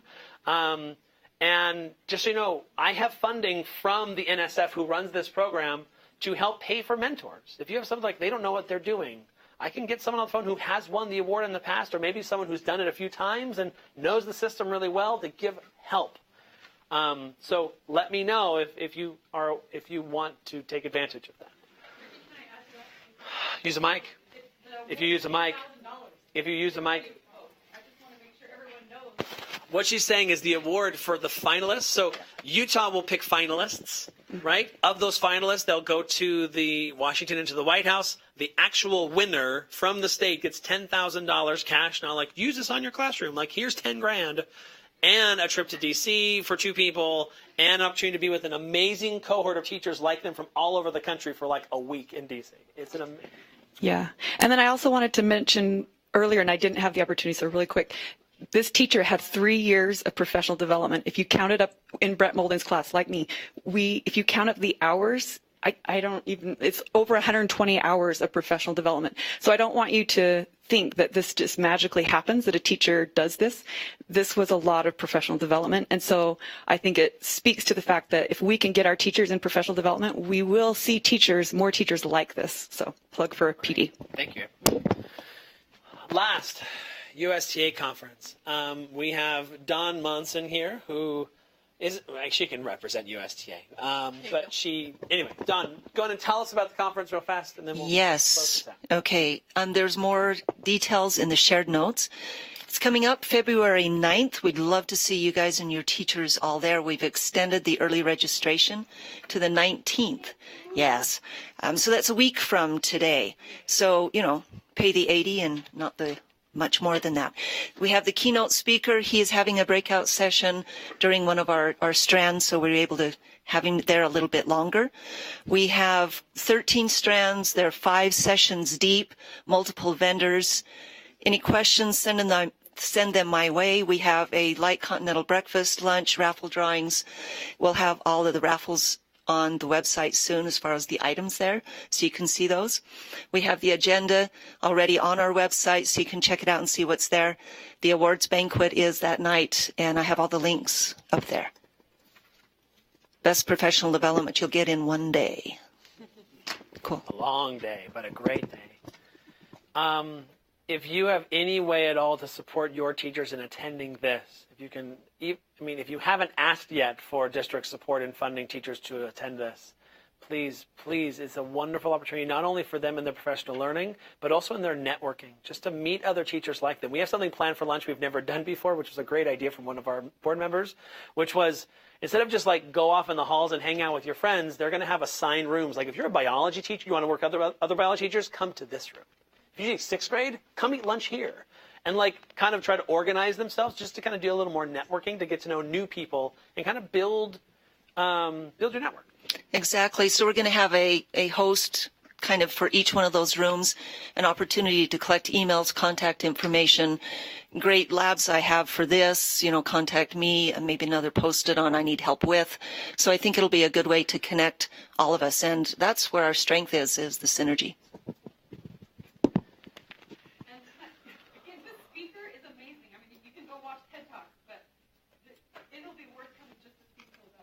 Well, and Philabella is such a wonderful, personable person. Like, just walk up and say, Phil, I saw your TED Talk. It was so cool. And he will just talk to you like you've known him forever. He's just the most wonderful person. So, it's just great to be able to get to network with him, to get his ideas. And again, so great. Okay, and with that, we be done with 45 seconds left. So go get some food. I know you're starving. Please continue these discussions. Keep working together. If you have feedback for Candace on her paper, if you've written things down, give it to Candace and then get a new one if you want to take it with you. Thank you again for coming. Have a wonderful weekend, 3-day weekend, holiday weekend. I can't believe I made the meeting on a holiday weekend. What a jerk. But it's only one, so go now.